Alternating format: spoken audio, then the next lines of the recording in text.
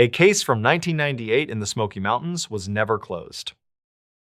The dark green canvas backpack was found resting perfectly upright on a moss-covered log 7 miles off the designated trail. It was unzipped just enough to let the morning rain gather inside, yet the exterior remained unnaturally clean. There was no mud on the straps, no tear in the fabric from the dense thorns of the surrounding rhododendron thickets. It sat there in the heavy gray fog as if it had been placed by careful, deliberate hands only moments before the search team arrived. But there was no one around. There was only the endless, suffocating silence of the deep woods. The Great Smoky Mountains contain hollows and ravines that rarely see sunlight. In late October of 1998, the fog rolled through these valleys thick enough to swallow a person whole. A 32-year-old hiker traveling alone had walked into this mist 5 days earlier and simply ceased to exist. He had left no itinerary at the ranger station, only a brief note on the dashboard of his sedan parked near the trailhead. The note said he would return by Sunday evening. When Tuesday morning arrived with no sign of him, the search began. At first, the authorities treated it as a routine rescue operation. Hikers wander off the paths often. They twist ankles in the slick rocks, they lose their bearings in the sudden shifts of weather, they hunker down and wait for the flashlights of the search parties. But by the 4th day, the mood among the volunteers had shifted. The tracking dogs, usually reliable even in the damp mountain air, began to behave strangely.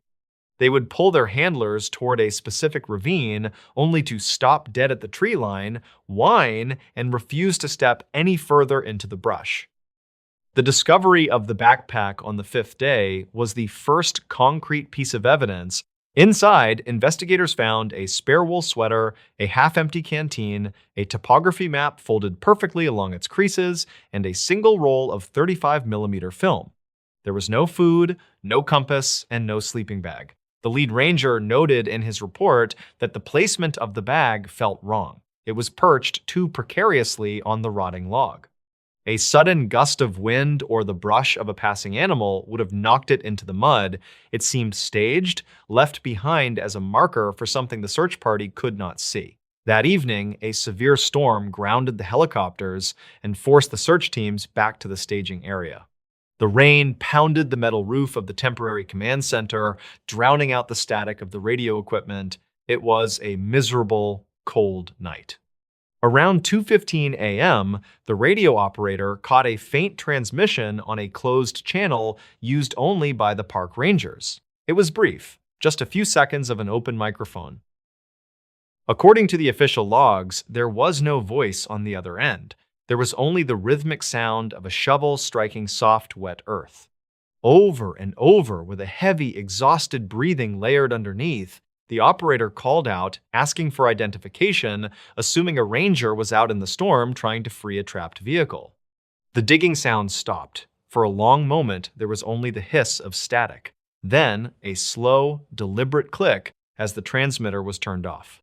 The operator logged the event, feeling a sudden chill that he could not explain. The following morning, a specialized tracking team descended into the hollow where the backpack had been found.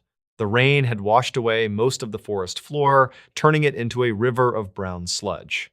Yet, incredibly, they found footprints. They were isolated, appearing abruptly in a patch of soft clay near a swollen creek. But the stride of the prints was unnatural. The distance between the left foot and the right was nearly 6 feet. No human could walk with a stride that wide without running, yet the depth of the impressions suggested a slow, agonizingly heavy walk.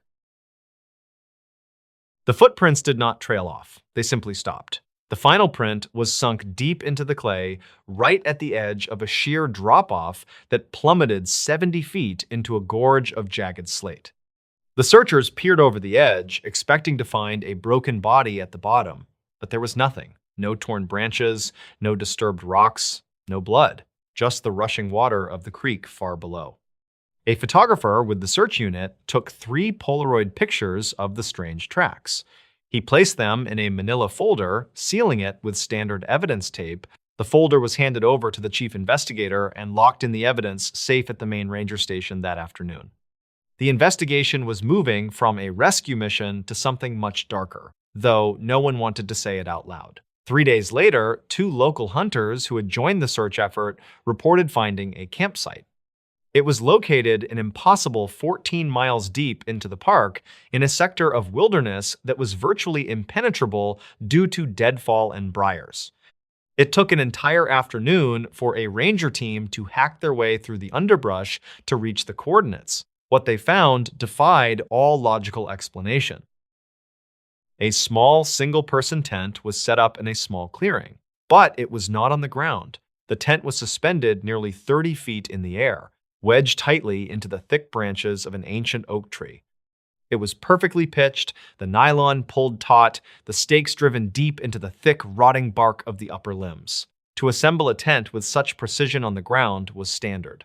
To do it suspended 30 feet above the forest floor without ropes or climbing gear was something else entirely. A climber was brought in to scale the oak and inspect the tent. The rest of the team waited below in the silence of the growing dusk. According to the climber's statement, the zipper of the tent was secured from the outside. When he carefully pulled it open, shining his flashlight into the dark nylon cavity, he found it completely empty. But it was not undisturbed. The floor of the suspended tent was covered in a thick layer of crushed, dry autumn leaves, arranged perfectly into the shape of a sleeping human figure. The unnerving discoveries began to take a toll on the search teams. Volunteers stopped showing up, rumors began to circulate in the surrounding towns.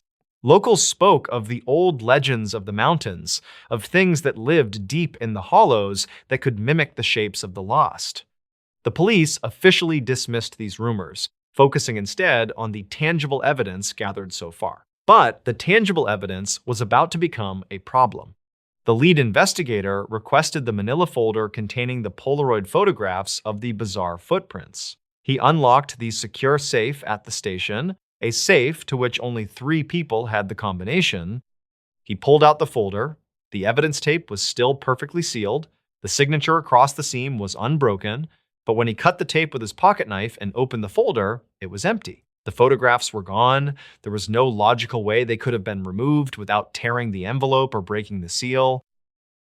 Confusion gave way to quiet panic within the precinct. The investigator immediately went to the audio archives to retrieve the cassette tape recording of the strange 2 a.m. radio transmission. He found the labeled plastic case sitting neatly on its designated shelf. He opened it, ready to play the sound of the digging for a newly assigned detective. The case contained a completely blank cassette. The tape had been entirely unspooled and cut out, leaving only the clear plastic reels. Pieces of the case were vanishing.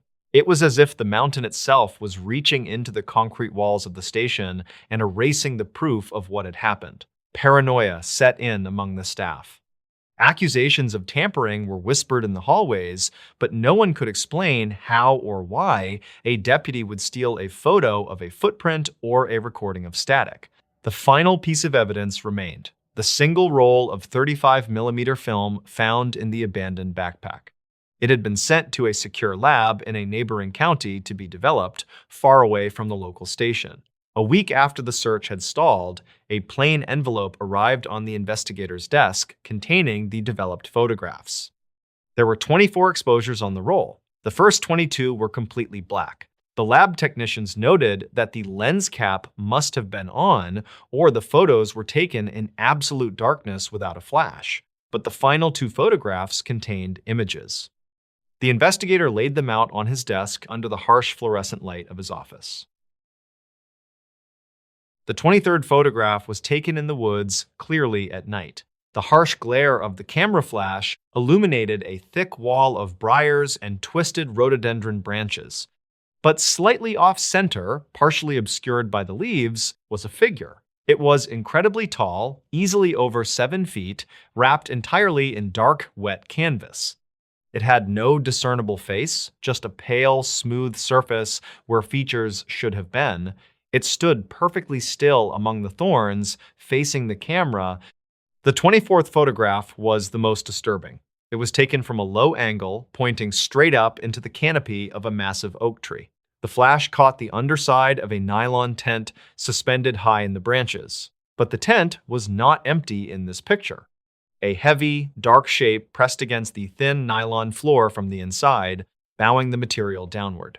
And hanging by a single strap from a branch just below the tent, swinging slightly in the blurred exposure of the camera, was the hiker's dark green canvas backpack. The investigators stared at the photographs for hours. They contradicted everything the search team had found. The backpack had been discovered miles away from the suspended tent, resting on a log. If the backpack was in the tree when the photo was taken, who had moved it to the log, cleaned it, and left it for the rangers to find, and more importantly, who was operating the camera? He locked the two photographs in his desk drawer, intending to drive them to the Federal Bureau the next morning. He locked his office door. He walked out to his car in the quiet, damp evening air, feeling the weight of the dark mountains pressing down on the small town. He did not sleep that night. He listened to the wind rattling the window panes of his house, imagining the sound of a shovel biting into wet earth. When he returned to his office at 7:30 the next morning, his door was still locked. He sat at his desk, drank his coffee, and unlocked the bottom drawer to retrieve the photographs. The drawer was empty, there was no sign of forced entry, the locks had not been picked. The photographs, the final piece of physical evidence connecting the missing hiker to the strange anomalies in the woods, were simply gone. A thorough internal investigation yielded nothing. Polygraphs were administered to the staff, the station was searched from top to bottom, but the evidence was gone, just like the hiker. Without proof, the case grew cold. The search was officially suspended in November. The harsh winter snows covered the Great Smoky Mountains, burying the ravines and the hollows under feet of freezing white drift. By the spring of 1999, the missing man was declared legally dead. The case file was archived in a basement room filled with blank spaces and missing addendums. The official narrative was that a man wandered off the trail, succumbed to the elements, and his remains were likely scavenged by wildlife. It was a clean, logical story that the public could accept. But those who had been in the woods during those 5 days knew the truth was much darker. They remembered the wide, unnatural footprints. They remembered the empty tent suspended in the canopy. And the investigator remembered the pale, featureless face staring through the briars in a photograph that no longer existed. The case was never closed. It remains open, a silent stain on the records of the national park. The missing man's car was eventually towed away, the rust already eating at its edges. The woods reclaimed the paths cleared by the search teams. The ancient oak tree still stands somewhere deep in the hollows, its upper branches thick and twisted. According to local reports, hikers who wander too far off the trail in that specific sector still hear strange things when the fog rolls in. They speak of the sudden, suffocating silence that falls over the forest, a quiet so absolute it makes their ears ring.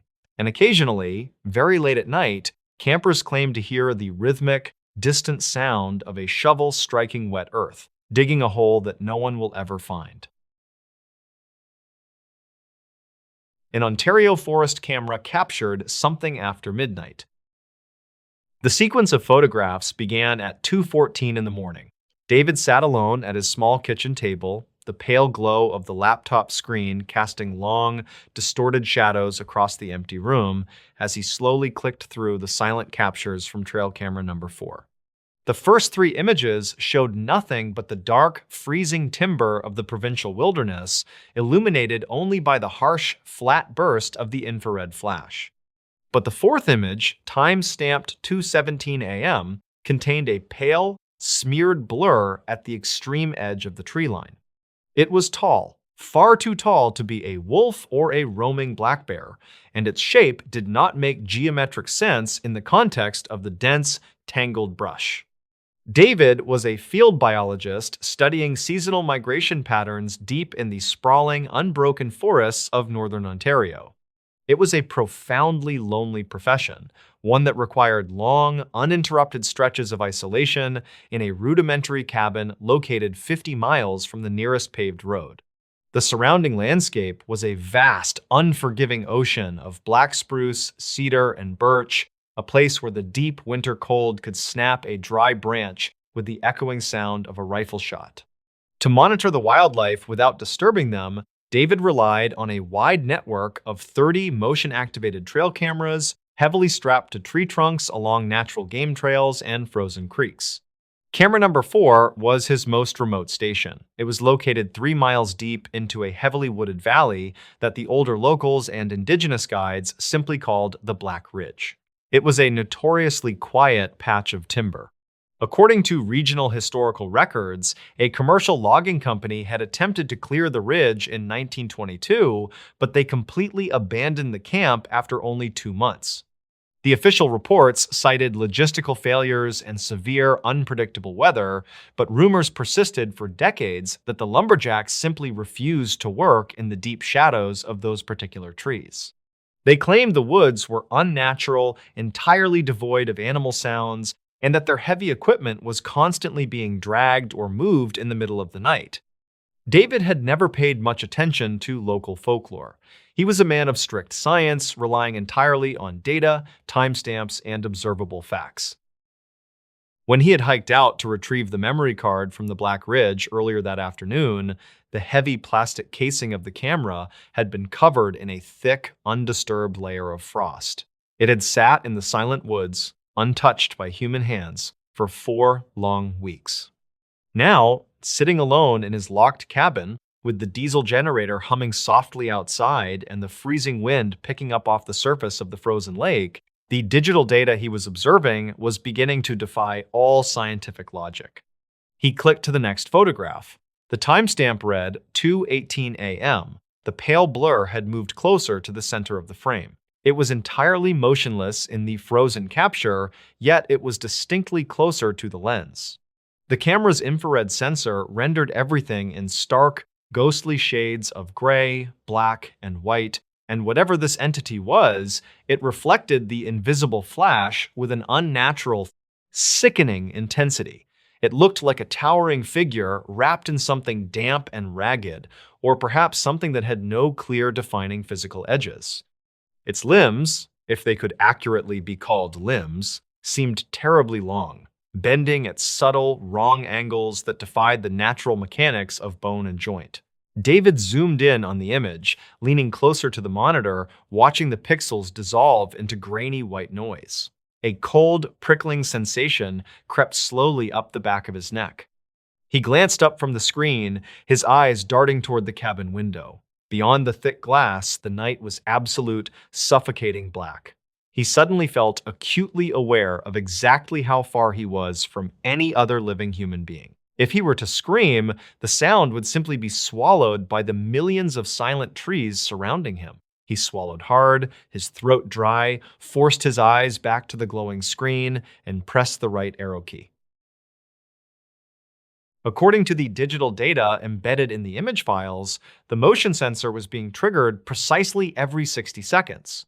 A passing deer, a lynx, or even a wandering moose would have walked through the narrow frame and vanished into the brush within moments. But this presence was intentionally lingering. It was deliberately staying within the camera's narrow field of view. He clicked forward. 2:19 a.m., 2:20 a.m., 2:21 a.m. In each successive photograph, the pale figure shifted slightly, inching agonizingly closer to the hidden lens. The movement was entirely linear, a slow, methodical approach entirely devoid of the erratic, nervous caution of a wild animal. By 2:24 a.m., the pale mass occupied the entire left half of the image. The face, if it possessed a face, was completely obscured by a smooth, featureless stretch of pale, tightly stretched gray. There were no reflective eyes catching the infrared light, no snout, no visible ears. Yet, the overall posture of the towering thing suggested a terrifyingly intense focus.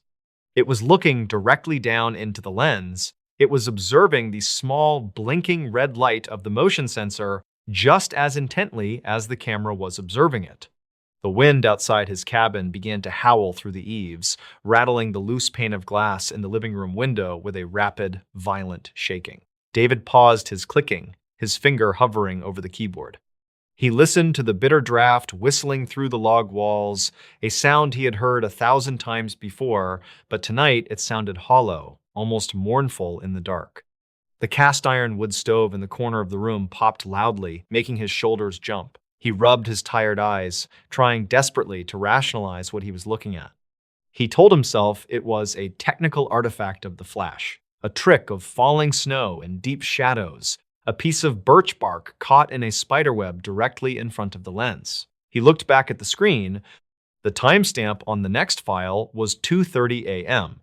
A gap of exactly 6 minutes had passed where the camera had captured absolutely nothing. He hesitated for a long moment before pressing the key. The image captured at 2:30 a.m. was almost entirely blinding white. At first, David thought the camera had finally malfunctioned, completely blinded by a sudden flurry of heavy snow reflecting the intense flash. But as his eyes slowly adjusted to the harsh contrast, his breath caught sharply in his throat. He realized the white mass filling the screen was the actual surface of the thing itself. It was standing mere inches from the camera lens. The physical texture of it was entirely wrong. It did not look like rough fabric, nor did it look like thick animal fur.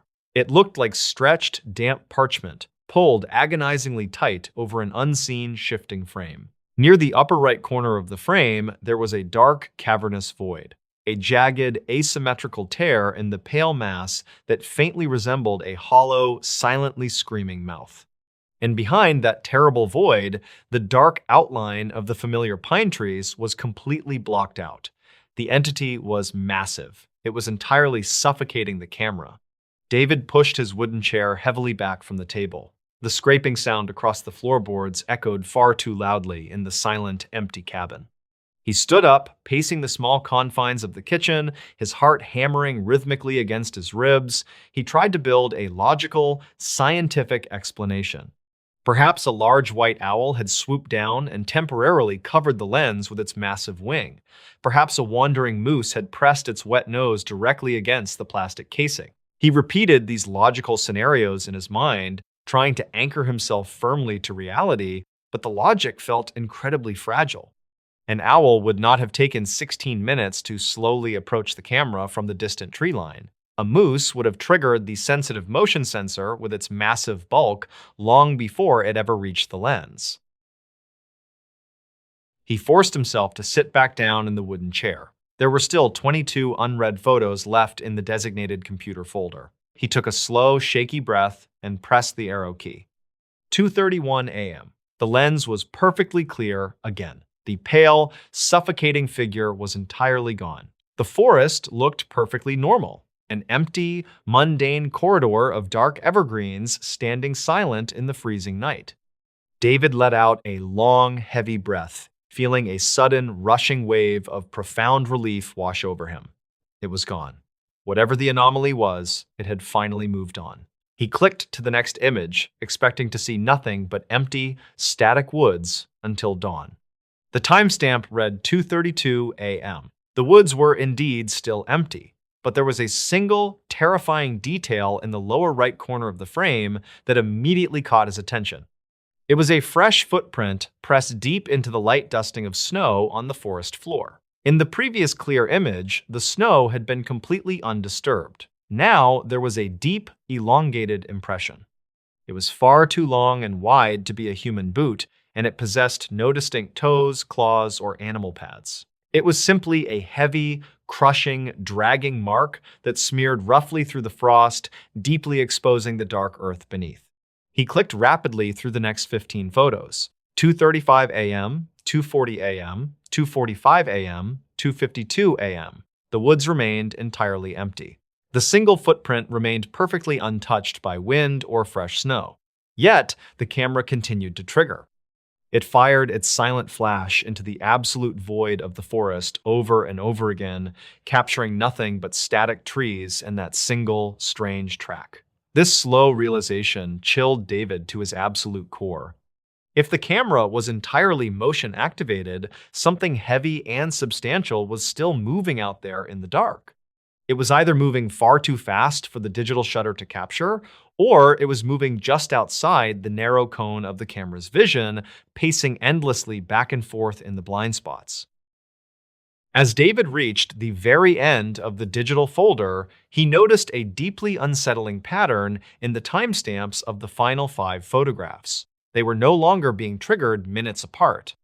They were triggering mere seconds apart, as if the sensor was being completely overwhelmed by frantic, rapid motion. 3 o'clock in the morning, 3 o'clock and 12 seconds, 3 o'clock and 25 seconds. He cycled through them, the images flashing rapidly on his screen like a crude, disjointed stop-motion film. In the first 3 images, the forest was perfectly still and empty. But in the fourth image, captured at exactly 3 o'clock and 38 seconds, the entire perspective of the camera had violently shifted.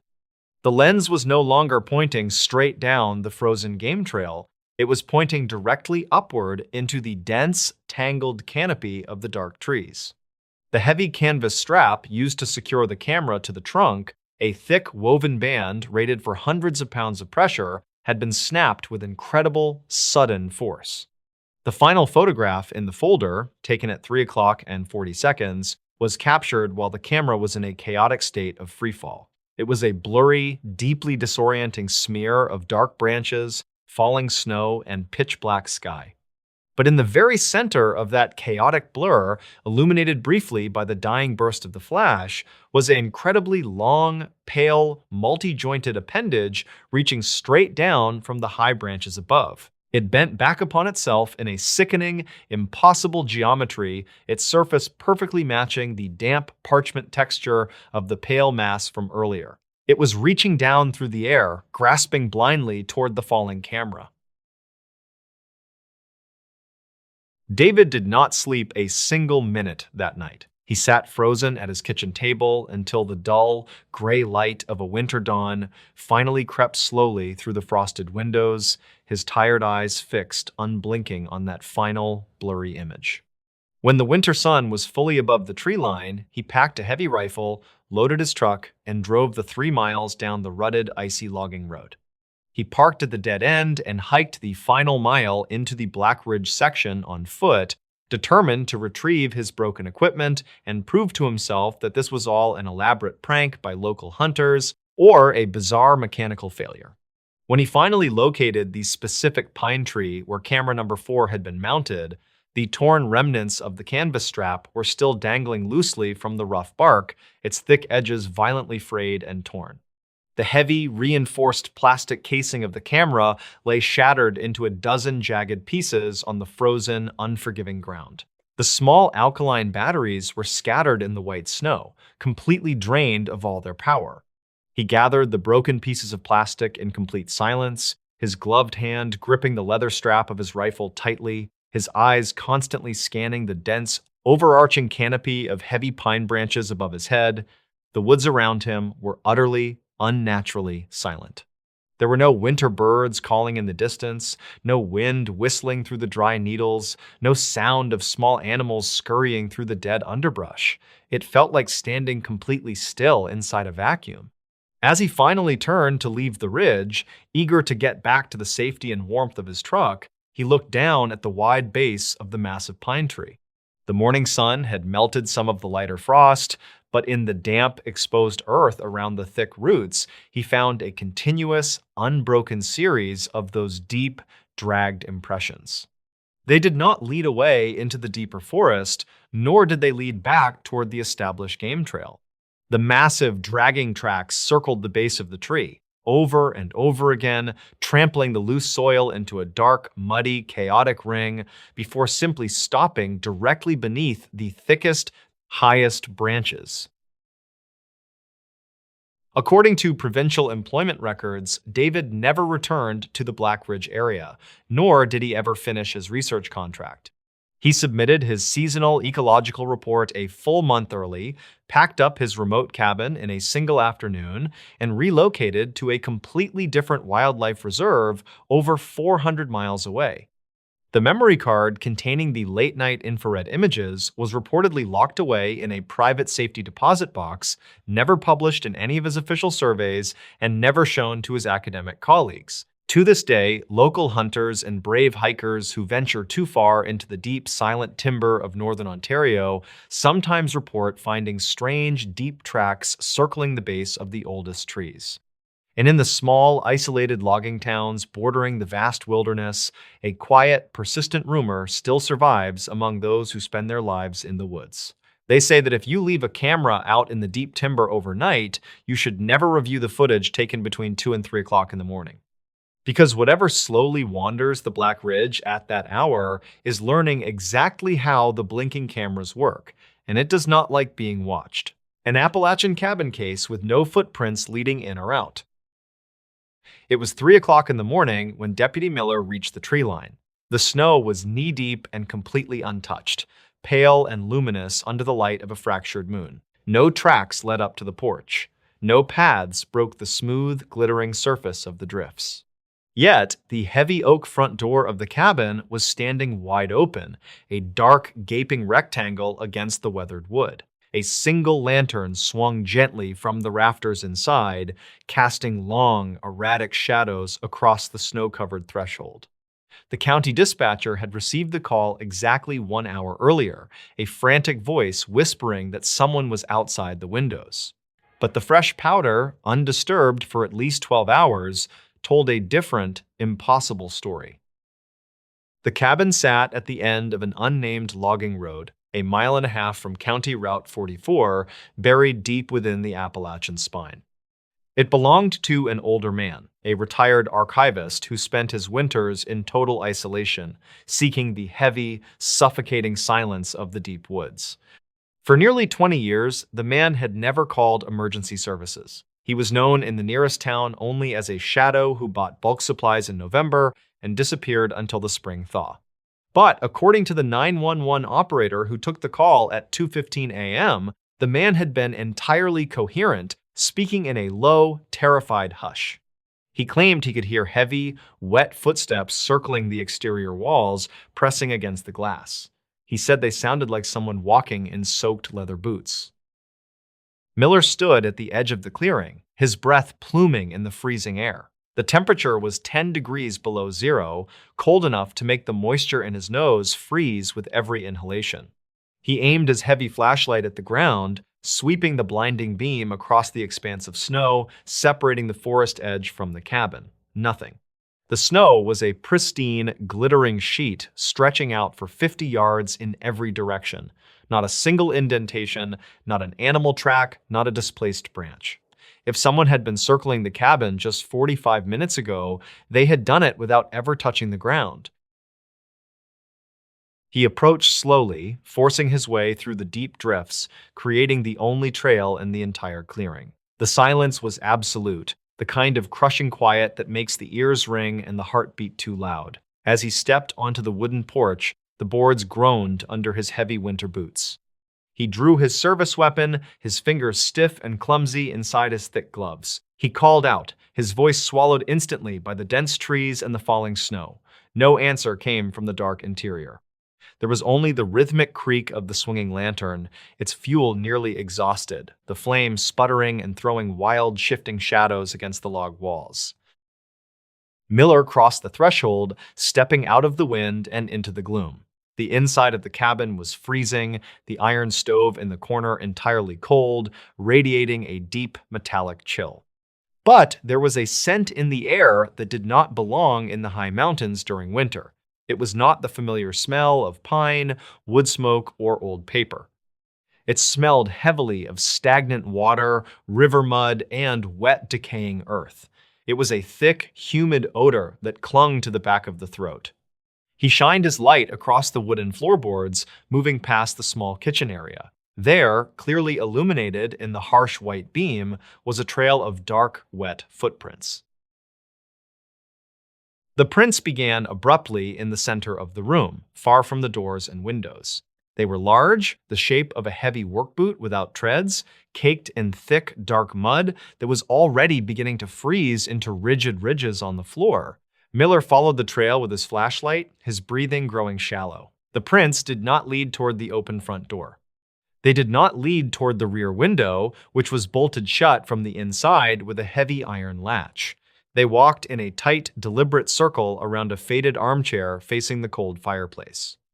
The tracks overlapped, pacing over and over in the exact same loop, tracking freezing mud deep into the fibers of a braided wool rug. The armchair was empty. A thick wool blanket lay tangled on the floor beside it, as if someone had stood up in a blind panic, kicking it away. On the small wooden side table, a ceramic cup of coffee sat untouched. Miller stepped closer, careful not to disturb the muddy tracks, and pressed the side of the mug with his bare knuckle. It was still warm.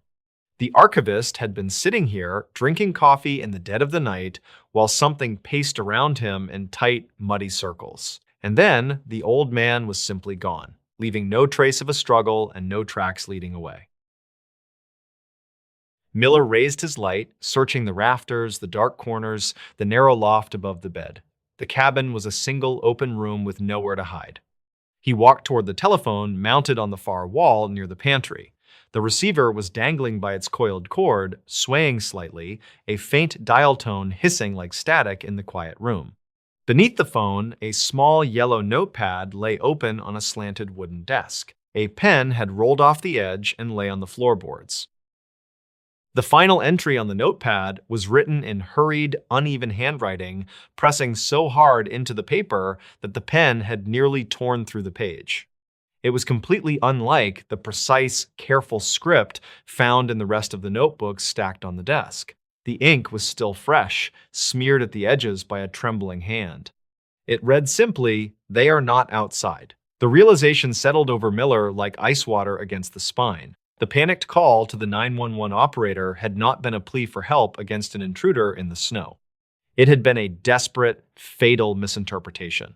The heavy, wet footsteps the man heard through the walls were not echoing from the woods, they were echoing from the floorboards directly behind his chair.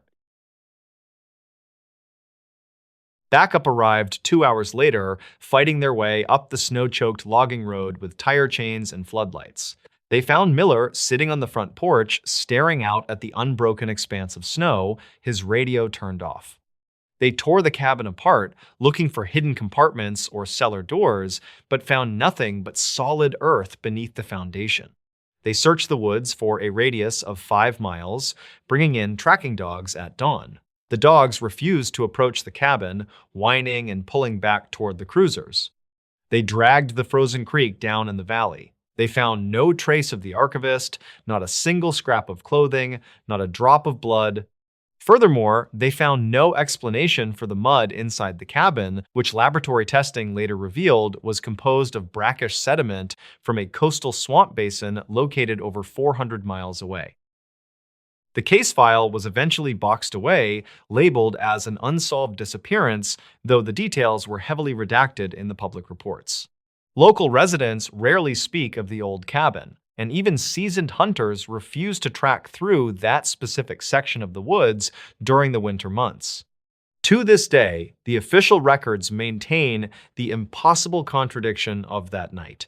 The wet mud inside the cabin remained frozen onto the floorboards for weeks. The snow outside remained perfectly undisturbed until the spring thaw melted it away. The archivist never walked out of that front door, but something else walked in, leaving its filth on the floor without ever taking a step across the snow. A Northern California cabin had a door that opened from inside. The sound was unmistakable. It was the heavy, metallic thud of a steel deadbolt sliding into place, followed by the definitive click of the locking mechanism. Thomas stood motionless on the rotting wooden porch, the freezing rain dripping from the brim of his hat. He was entirely alone, 20 miles from the nearest paved road. He stared at the weathered oak door of the cabin. His own right hand was still holding the brass key, having just secured the exterior padlock seconds ago. Yet, someone or something inside the dark, windowless cabin had just thrown the inner latch, effectively locking him out. It was late November of 1996. The isolated parcel of land sat deep within the ancient, dripping forests of Mendocino County. Thomas was a county appraiser tasked with evaluating the abandoned estate of a man named Arthur Vance. According to local records, Vance had walked away from his property 6 years earlier, driving to the county sheriff's office and handing over a ring of heavy iron keys. The man had refused to speak of the cabin, only stating that the property was no longer his and that no one should ever go back there after sundown. The journey to the property that morning had been an exercise in isolation.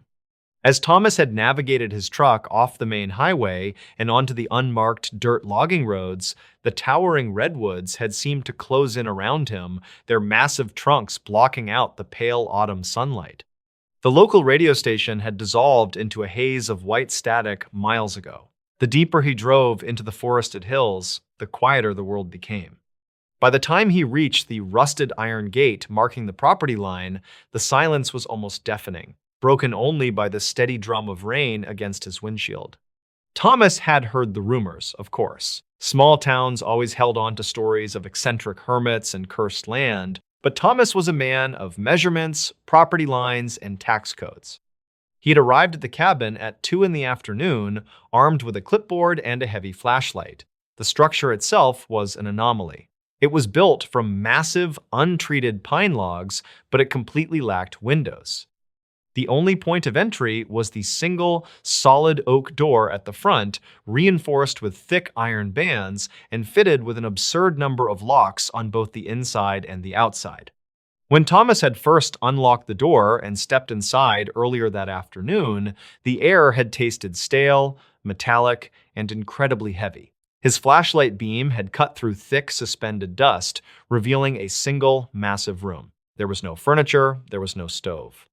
There were only bare wooden floorboards sloping inexplicably toward the exact center of the room. In the corners, thousands of dead, desiccated flies were swept into neat, deliberate piles. The atmosphere had been so intensely oppressive that Thomas had found it difficult to draw a full breath, as if the room itself was actively rejecting his presence. By 4:30 p.m., the pale winter sun had dipped behind the towering redwoods, plunging the forest into a deep, premature twilight. A heavy, freezing rain had begun to fall. Thomas had decided to end his inspection early, eager to escape the suffocating air of the cabin. He had stepped out onto the porch, pulled the heavy oak door shut, and threaded a thick steel chain through the exterior iron hasps, securing it with a heavy brass padlock. He had turned the key, satisfied that the structure was completely sealed. And that was when he heard it. The unmistakable sound of the interior deadbolt sliding shut. Thomas stood on the porch, his hand resting on the wet iron chain. He leaned his ear against the damp wood of the door. He held his breath, straining to hear any movement from within. There was only silence, the heavy, dead silence of an empty room. He stepped back slowly, the rain plastering his hair to his forehead. There was no other way into the structure. No windows, no cellar doors, no gaps in the heavy log roof. Whatever had thrown that deadbolt was trapped inside. Or, Thomas thought with a sudden chill, it had simply wanted to ensure that Thomas stayed outside. He slowly backed down the wooden steps, his boots sinking into the muddy ground, keeping his eyes fixed on the blank wooden door until he reached the safety of his truck. Thomas climbed into the cab, locking the doors and turning the ignition just enough to run the heater. The digital clock on the dashboard read 5:15 p.m. He wiped the condensation from the inside of the windshield, peering through the driving rain at the dark shape of the cabin.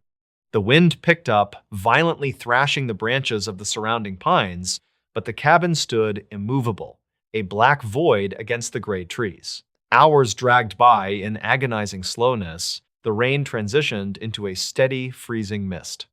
By midnight, Thomas had managed to drift into a shallow, uneasy sleep, his head resting against the cold glass of the driver's side window. He was awakened abruptly by a sound that cut cleanly through the white noise of the weather. It was a low, rhythmic thud. It sounded like heavy, deliberate footsteps pacing back and forth across the hollow floorboards of the cabin. Thomas sat up slowly, his heart hammering against his ribs. He looked toward the structure. It was barely visible in the heavy fog that had rolled in from the coast. The thudding continued. 4 steps in one direction. A pause. 4 steps back. The sound was immense, carrying a weight that seemed far too heavy for a human being. The thick floorboards inside creaked and groaned in protest with every single step. His trembling hand reached for the headlight switch. He pulled it. The high beams violently illuminated the clearing, casting stark, shifting shadows against the front of the cabin. The instant the harsh yellow light struck the weathered wood of the door, the pacing stopped entirely. The silence that followed was immediate, unnatural, and suffocating. Thomas stared at the heavy door, watching the fog drift through the beams of light. For 10 long minutes, absolutely nothing happened. He considered putting the truck in gear and driving back down the muddy access road, abandoning the assessment entirely. But the twisting, unpaved logging road was treacherous in the daylight and practically a death trap in a freezing midnight fog. He had no choice but to sit in the cold truck and wait for morning. He reached out and pushed the headlight switch back in. The clearing plunged into absolute darkness once more. Almost immediately, the brass doorknob of the cabin began to rattle. Thomas could hear it clearly over the howling wind. The knob was turning frantically, twisting left and right as if unseen hands were violently shaking it. Then came the sound of heavy fists hammering against the inside of the wood, a frantic, desperate pounding that shook the entire frame of the building. According to the official county records filed weeks later, the physical mechanics of what happened next were entirely impossible. The cabin door was constructed to swing inward. It rested against a thick, load-bearing wooden frame that prevented it from opening outward under any circumstances. Furthermore, Thomas had secured the outside with a heavy steel chain, and the interior deadbolt was firmly locked in place. The heavy thudding against the wood suddenly changed into a steady, agonizing groan. Thomas turned the headlights back on, his hands shaking violently. What he saw made his breath catch in his throat. The heavy oak door was bowing outward. It was curving toward the porch under the strain of an immense, unseen pressure from within. The thick iron hinges were screaming in the cold air, the metal bending as the solid wood was pushed slowly, impossibly, in the completely wrong direction. The steel chain Thomas had wrapped around the exterior hasps pulled taut, grinding against the rusted iron. The door continued to bulge outward, the wood splintering along the center seam. Thomas watched, paralyzed by a deep, primal terror, as the heavy frame of the cabin began to crack under the strain. The sound of rending wood echoed through the dark forest, loud and sharp like cannon fire. With a deafening snap, the interior deadbolt sheared completely off its mountings. A second later, the exterior steel chain exploded, the padlock tearing cleanly through the rusted iron hasp. The heavy oak door burst violently outward, ripping entirely free from its twisted hinges and crashing down onto the wet wooden porch with a massive thud. Thomas slammed his back against the driver's seat, his eyes wide, waiting for whatever had been inside to emerge into the harsh light of his high beams. He stared at the gaping black rectangle of the doorway. The interior of the cabin was an impenetrable well of darkness, a void that seemed to swallow the light from his truck. He waited for a shape, a shadow, a movement. He waited for hours. Nothing ever came out. The rest of the night passed in a state of suspended terror. Thomas did not lower his eyes from the open doorway. He did not turn off the headlights until the battery began to die. As the first gray light of morning finally began to bleed through the canopy of the redwoods, the thick fog slowly dissipated. The forest was entirely still. The cabin stood silent in the pale morning light, its front torn open like a jagged wound. Sometime around 8 in the morning, Thomas finally found the strength to unlock his truck door. His legs were completely numb as he walked slowly across the muddy clearing toward the porch. He stepped over the shattered remains of the heavy steel chain, the brass padlock lying mangled in the dirt. He slowly approached the porch and looked down at the heavy oak door lying on the wet wood. The exterior of the door was battered and weathered from decades of exposure to the elements, but as Thomas carefully stepped over it to look at the interior side, his blood ran completely cold.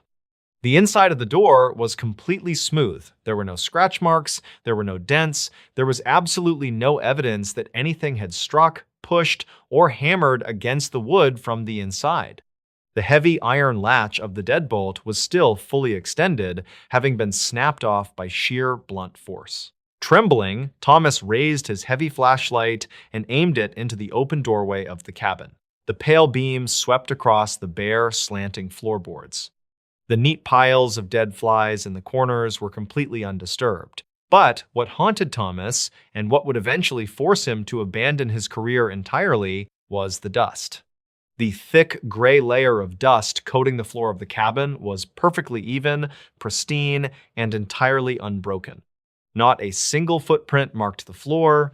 Nothing had walked across the room to slide the deadbolt shut the evening before. Nothing had paced back and forth in the darkness during the night.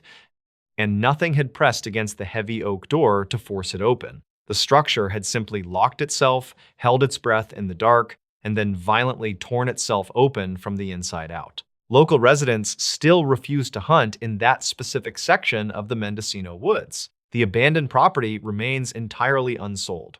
According to local hunters, who occasionally wander too close to the property line, the cabin is still standing, slowly rotting away into the forest floor. They say that on quiet winter nights, if you stand near the rusted iron gate, you can hear the distinct sound of heavy, dragging footsteps pacing back and forth in the darkness, waiting patiently for someone to bring a new door and try to lock it again. A Banff hiker was found days later with no memory of the trail. When the heavy beam of a commercial transport truck cut through the freezing fog along a desolate stretch of Highway 1, it was just past 3 in the morning. The driver had not seen another vehicle for over 40 miles. The surrounding forests of the Canadian Rockies were swallowed by absolute pitch black, pressing in tightly against the narrow ribbon of asphalt. As the truck rounded a sweeping curve, the headlights washed over a lone figure standing precariously close to the white shoulder line. The driver instinctively hit the brakes, the heavy tires hissing against the damp road. The figure was not waving for help. He was a man, standing perfectly rigid, facing the dense and impenetrable tree line rather than the highway. He was shivering violently in a heavy canvas winter coat that was easily 3 sizes too large for his frame. The truck driver, gripped by a sudden and inexplicable sense of dread, did not open his cabin door. Instead, he locked it, rolled his window down just a fraction of an inch, and called the authorities. When the provincial police arrived 20 minutes later, they recognized the shivering man almost immediately from a high-priority missing persons bulletin issued 4 days earlier. He was the experienced mountaineer who had vanished without a trace from a remote alpine trail in Banff National Park, over 130 miles away. But when the officers wrapped a thick blanket around his shoulders and gently asked for his name, the man simply stared through them. His eyes were wide, unblinking, and entirely hollow as he whispered that he was still in the woods. According to the official search and rescue logs, the 32-year-old man had embarked on a carefully planned 3-day solo trek near the rugged Sawback Range. He was not an amateur. He was a seasoned outdoorsman who carried a satellite emergency beacon, detailed topographical maps protected in waterproof casing, and enough high-calorie provisions to comfortably last a week. His detailed itinerary was filed with park rangers, outlining a precise route that followed well-worn valleys and challenging alpine passes. For the first 48 hours of his journey, everything appeared entirely normal. Then, without warning, his satellite beacon ceased transmitting. It did not send a distress signal. The digital ping simply vanished from the monitoring grid at exactly 11:15 p.m. When a specialized search and rescue team finally reached his last known coordinates 2 days later, the scene they discovered left them deeply unsettled. His isolated camp was perfectly intact. His heavy, weatherproof tent was securely pitched beneath a canopy of old-growth pines. His 0-degree sleeping bag was neatly unrolled, and a small, portable camp stove sat cold next to a carefully constructed fire pit. Most disturbing of all were his heavy, mud-caked hiking boots.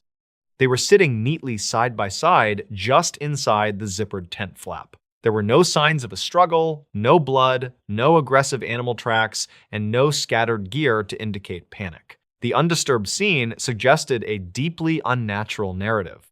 It looked as though the man had calmly unzipped his tent in the middle of the freezing night, stood up in his thick woolen socks, and walked purposefully out into the sprawling, silent wilderness.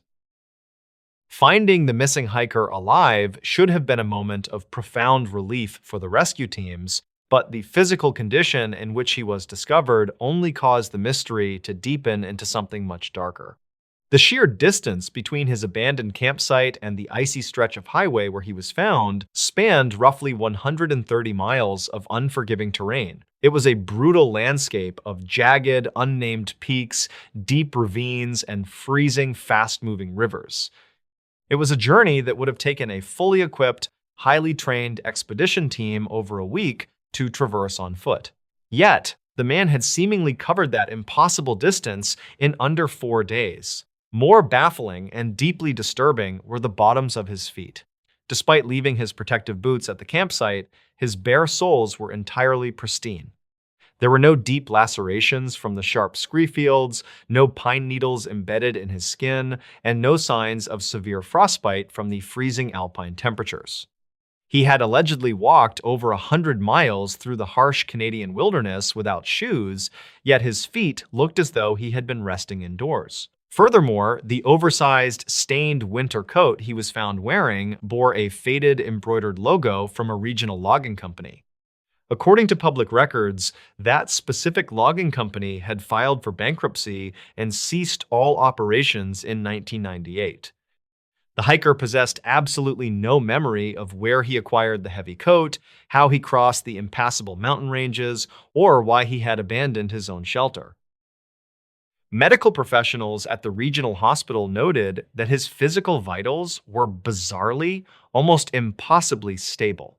He was not suffering from severe dehydration, and his core body temperature and blood sugar levels were entirely within normal limits, heavily suggesting he had eaten and rested recently. But his mind was trapped behind a thick, impenetrable wall of fog. When attending physicians gently pushed him to recount any detail from the last 4 days, his resting heart rate would immediately spike to dangerous, erratic levels. He would squeeze his eyes shut, dig his fingernails into the rigid plastic edges of his hospital bed, and describe an overwhelming sensation of heavy pressure, comparing it to the feeling of being trapped at the lightless bottom of a deep lake.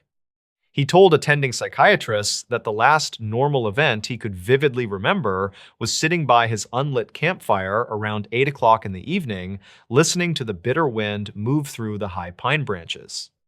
Then, according to his fractured, halting recollections, the wind completely died. He claimed that the natural ambient sounds of the forest, the chirping insects, the rustling underbrush, the distant rush of glacial water, all ceased at the exact same moment. In their place came a low, continuous, vibrating hum that seemed to echo from beneath the soil, a sound so deep it made his teeth ache and his vision blur. Hoping to construct a timeline of his movements, investigators retrieved the man's digital camera from the side pocket of his discarded backpack at the campsite. They transported the memory card to a lab, hoping the photographs might provide a rational explanation for his sudden disappearance. The first 30 pictures on the card were entirely unremarkable, showcasing sprawling, sunlit mountain vistas, gray rock faces, and clear blue skies typical of a Banff hiking trip. But the final series of images, captured on the night he vanished, defied any logical explanation. There were exactly 14 photographs taken in rapid, frantic succession at 2:14 in the morning. At first glance, the images were mostly pitch black, violently out of focus, and marred by strange, thick digital artifacts. But as photo analysts slowly adjusted the exposure and contrast levels in a darkened lab, vague, deeply unsettling shapes began to emerge from the digital noise. The massive pine trees in the background appeared heavily distorted, as if the thick wooden trunks were bending at impossible, unnatural angles toward the lens of the camera. In the final 3 photographs, the dense, suffocating canopy of pine needles overhead was faintly illuminated by an unnatural pale gray light that cast no shadows. The distinct, reflective outline of the hiker's tent was nowhere to be seen in any of the frames. Digital metadata extracted from the files indicated that these final photos were captured deep within a valley nearly 20 miles away from where the physical camera was actually found. The hiker remained in a secure psychiatric ward under close medical observation for over 2 weeks. During that extended period, his missing memories did not naturally return, but highly specific, disturbing behavioral tics began to surface.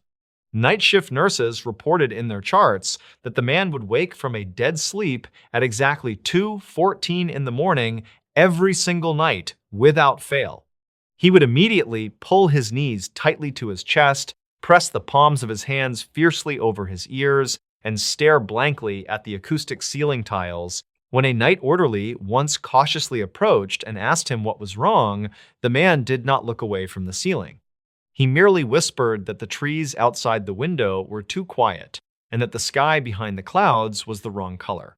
During his daily therapy sessions, he claimed that during his lost days, he had walked through a sprawling, ancient forest where the shadows cast by the trees did not match the position of the sun.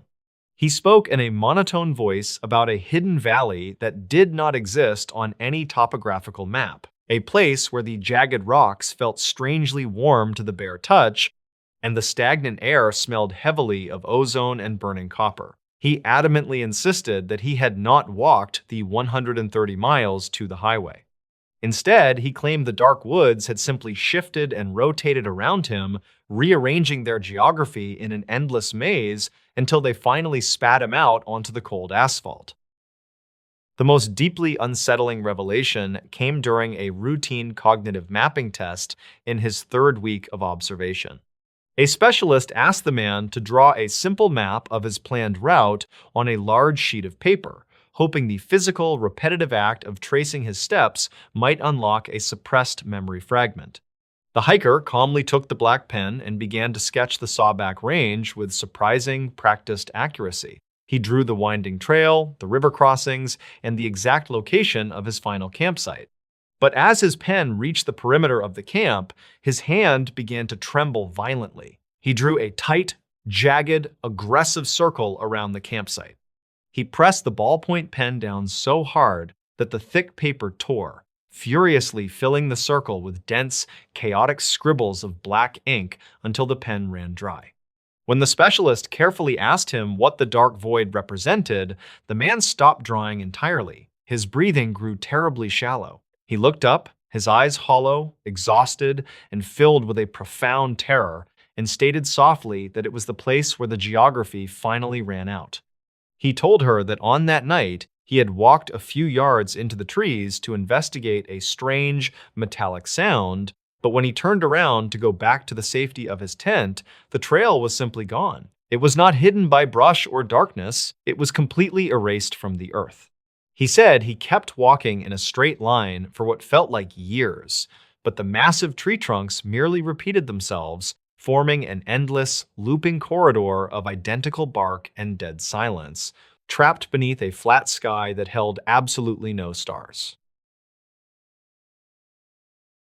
To this day, the bizarre case remains officially classified by the authorities as a severe incident of temporary dissociative amnesia, likely brought on by exposure to the elements or an acute psychological break. The investigative file was quietly closed, with officials concluding that the man must have somehow hitched a ride on a private logging road to cover the impossible physical distance, despite the glaring fact that no driver ever came forward and his feet bore no signs of travel. The hiker never returned to the Canadian Rockies.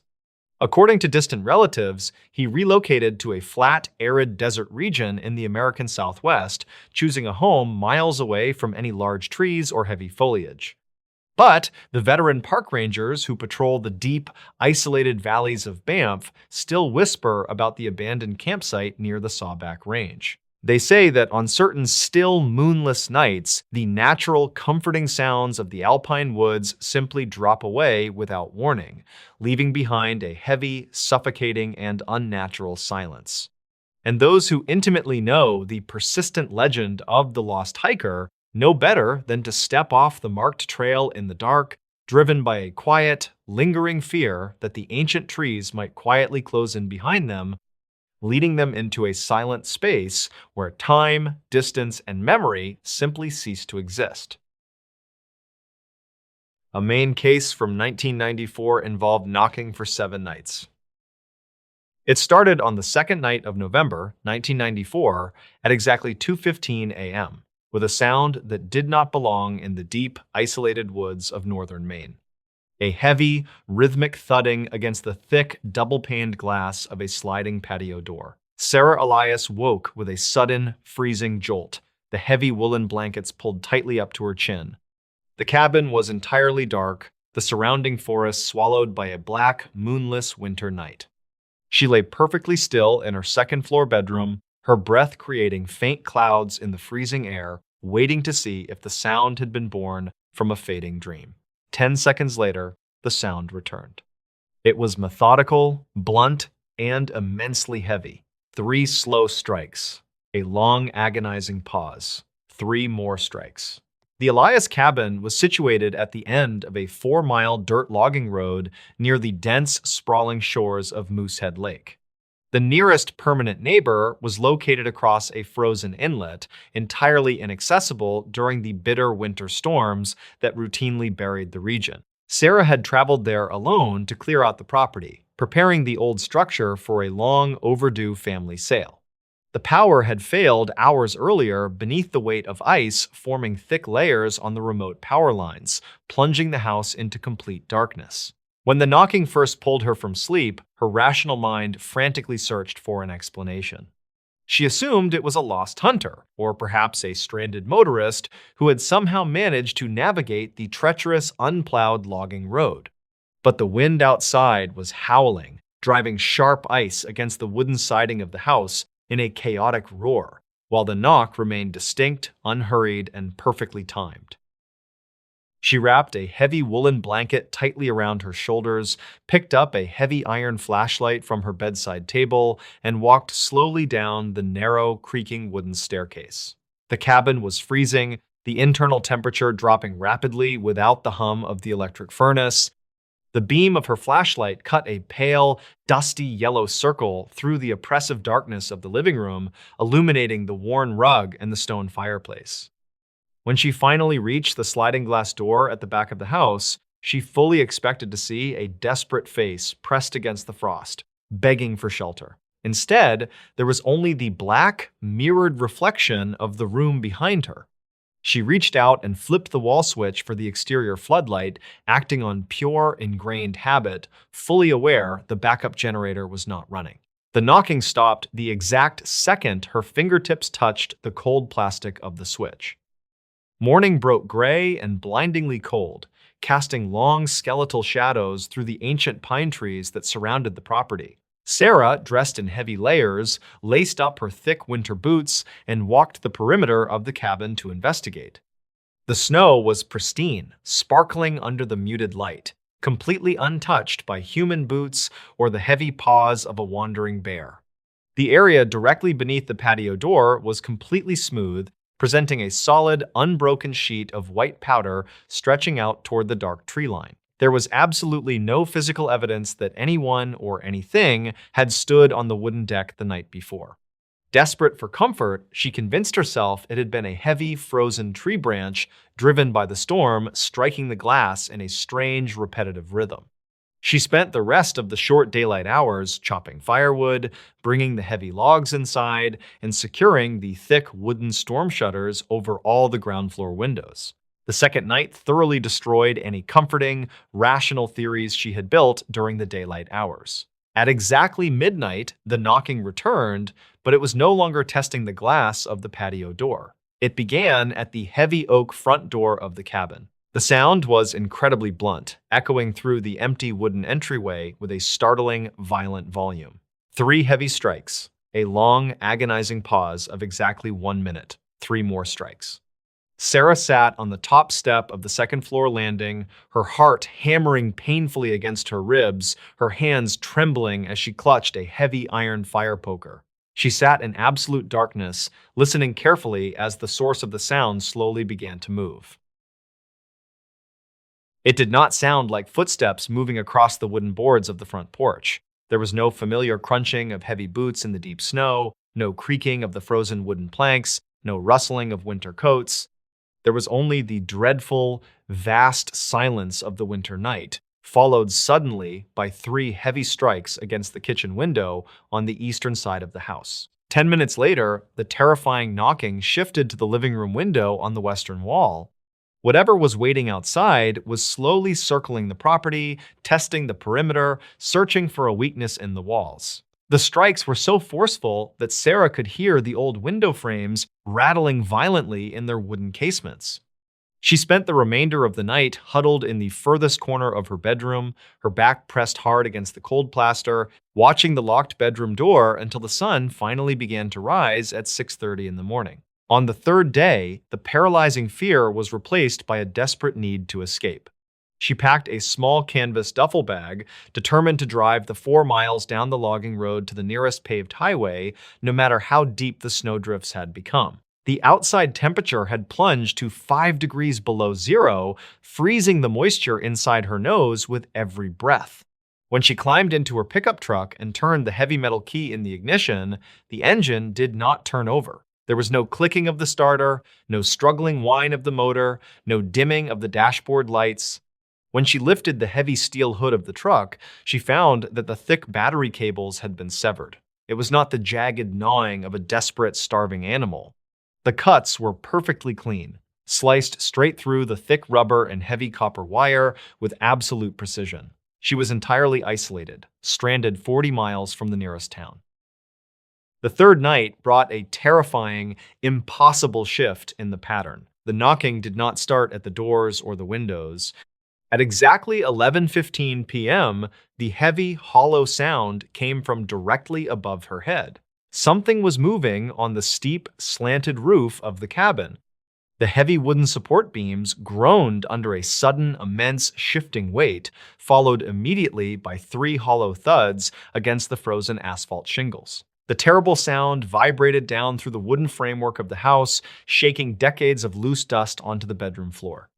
Sarah stared wide-eyed at the ceiling, paralyzed by the sheer physical impossibility of the situation. The roof of the cabin was pitched at a severe angle designed to shed heavy snowfall and was currently covered in 3 feet of slick, deadly ice. Nothing should have been able to stand up there, let alone strike the wood with such methodical, deliberate, and devastating force. The roof knocking continued for a full hour, dragging slowly from one end of the cabin to the other before sudden silence fell over the property. Sarah waited in the dark, her breath pluming in the freezing air of the bedroom, her grip tightening on the iron poker. Just as her exhausted muscles began to relax, the 3 strikes returned. This time, they came from deep beneath the wooden floorboards on the first floor. The cabin sat elevated on a shallow dirt crawlspace, barely high enough for an adult to drag themselves through on their stomach in total darkness. The sound was slightly muffled by the thick fiberglass insulation stuffed between the joists, but the rhythm remained entirely identical. 3 strikes. A 1-minute pause. 3 strikes. Something was positioned directly beneath the living room floor, knocking upward against the wood, tracking her movements through the ceiling. By the 4th day, severe sleep deprivation had begun to warp the edges of her reality. Shadows pooling in the corners of the empty rooms seemed to stretch, quiver, and linger just a moment too long when she moved her flashlight. The vast silence of the house was deafening, pressing heavily against her ears like deep water. She ventured outside for only 10 minutes to frantically gather the remaining firewood from the outdoor shed. It was during this panic trip that she noticed the perimeter of the house. There were still no footprints anywhere in the deep snow, but there was a continuous, shallow trench perfectly circling the cabin. It looked exactly as if a heavy, smooth, rounded object had been dragged slowly through the snow, maintaining an exact distance of 2 feet away from the exterior walls. The bizarre trench never deviated in its distance from the house, forming a perfect, unbroken circle around her prison. The 5th night marked the terrifying turning point in the ordeal. The massive winter storm outside had completely died down, leaving a still, crystalline cold in its wake. The silence of the forest was absolute, almost suffocating. At exactly 2 in the morning, the knocking began once again, but it severely lacked the muffled, hollow distance of the previous nights. The sound was sharp, incredibly resonant, and entirely too close. Sarah realized with a sickening, dizzying drop in her stomach that the knocking was coming from inside the walls of the house. It was echoing directly up from the darkness of the basement stairwell. She had securely locked the heavy basement door on the very first day, even taking the time to shove a heavy wooden dresser across the hallway to block the frame. Now, as she stood frozen in absolute terror at the top of the main staircase, she listened to the horrifying rhythm. 3 heavy thuds against the inner wood of the basement door. A 1-minute pause. 3 more thuds. Whatever had been circling the cabin in the snow, whatever had been dragging itself beneath the floorboards, was now standing on the wooden basement steps, violently knocking to get into the main hallway. Sarah backed away slowly, retreating silently up the stairs, never taking her wide eyes off the dark landing below. Once inside her bedroom, she locked the door, braced a wooden chair under the handle, and pushed her heavy oak bed frame across the floor to barricade herself in. On the 6th night, the patterned knocking escalated into a continuous, deafening assault that defied all reason. It began immediately at sundown and simply did not stop. It came from all sides of the house simultaneously. The heavy oak front door, the back wooden deck, the shuttered kitchen windows, the steep roof, and the barricaded basement door were all struck at once. The heavy, rhythmic thuds overlapped in the darkness, creating a maddening tribal drumbeat that literally shook the entire structure of the house. The framed family photographs lining the hallway vibrated right off their rusty nails, shattering violently on the hardwood floors. Sarah sat huddled tightly in the dead center of her bedroom floor, rocking back and forth with her hands pressed painfully hard over her ears. Desperate for anything else, she turned on a small battery-operated emergency radio, hoping to catch the local weather band, praying to hear a human voice. She rotated the small plastic dial with trembling fingers, pushing through thick walls of buzzing static. There were no voices, there was no music, there was no emergency broadcast, but as she tuned slowly past a dead frequency, the thick static suddenly dropped away into a low, droning electric hum. From the small, tinny speaker of the radio, she heard the sound. 3 heavy strikes. A pause. 3 heavy strikes. The radio was broadcasting the exact rhythm of the knocking that was currently tearing her house apart. It was as if the small device had tuned directly into the very frequency of the terror waiting outside. She violently crushed the plastic radio beneath the heel of her heavy winter boot, permanently silencing the speaker, but the overlapping knocking against the wooden walls continued unceasingly until the first pale light of dawn. The 7th night brought a completely different, infinitely worse kind of horror. There was no overlapping chaos, no deafening barrage against the exterior walls. Instead, there was an absolute, suffocating, breathless silence. Sarah waited in the freezing dark of her deeply barricaded bedroom, clutching a large steel hunting knife, her eyes wide and burning fiercely from exhaustion. The antique mechanical clock on the wall ticked loudly in the quiet room, counting down the dreadful minutes. Midnight passed without incident. 1 a.m. passed. 2 a.m. passed in total silence. She began to desperately hope that the terrible ordeal was finally over, that whatever had laid siege to the cabin had finally moved on into the deep, frozen woods. Then, at exactly 3:43 a.m., she heard it. The knocking did not come from the exterior walls of the house. It did not come from the steep roof or the dark basement. The 3 slow, methodical strikes came from the empty space of the wall directly behind her wooden headboard, the thin interior wall that separated her bedroom from the empty spare guest room. She slowly crawled backward away from the bed, moving silently toward the far corner of the room, her breathing shallow and ragged. Exactly 1 minute later, the knocking moved. It struck the heavy wooden panels of her own locked bedroom door from the hallway side. Then, incredibly, the sound moved entirely outside. It struck the exterior glass of her second-floor bedroom window, a window that was suspended exactly 30 feet in the air, featuring no balcony, no fire escape, and absolutely no tree branches anywhere nearby. After the 3 terrifying strikes on the second-story glass, the rhythm finally broke for the very first time. Instead of a 1-minute pause, a completely new sound began. a slow, agonizing, ear-piercing screech of heavy metal dragging against the frosty glass. It sounded exactly like a thick, rusted iron nail being slowly pulled across the fragile window pane, searching blindly for a seam, searching for a weakness in the wooden frame. The terrible scratching moved slowly from the top left corner of the window entirely down to the bottom right, sending a violent, sickening shiver straight down Sarah's spine. She crawled desperately into the small bedroom closet, pulled a pile of heavy winter coats completely over her head, squeezed her eyes shut in the absolute darkness, and waited in terror for the sound of shattering glass. 4 days later, a massive Yellow County snowplow finally managed to break through the towering snowdrifts, blocking the old logging road, clearing a passable path all the way to the Elias property. Two local deputies followed closely behind in a four-wheel drive vehicle, responding to a frantic, repeated welfare check requested by Sarah's worried family down in Boston. When the officers finally arrived, they found the isolated cabin half buried in fresh, sparkling snow. There was no smoke rising from the stone chimney. The heavy oak front door was entirely unlocked, swinging slightly inward with the bitter cold winter breeze. The deputies immediately drew their service weapons and stepped cautiously inside the freezing dark, loudly calling out her name. The cabin remained utterly, completely silent. The interior of the house was freezing, but perfectly, immaculately tidy.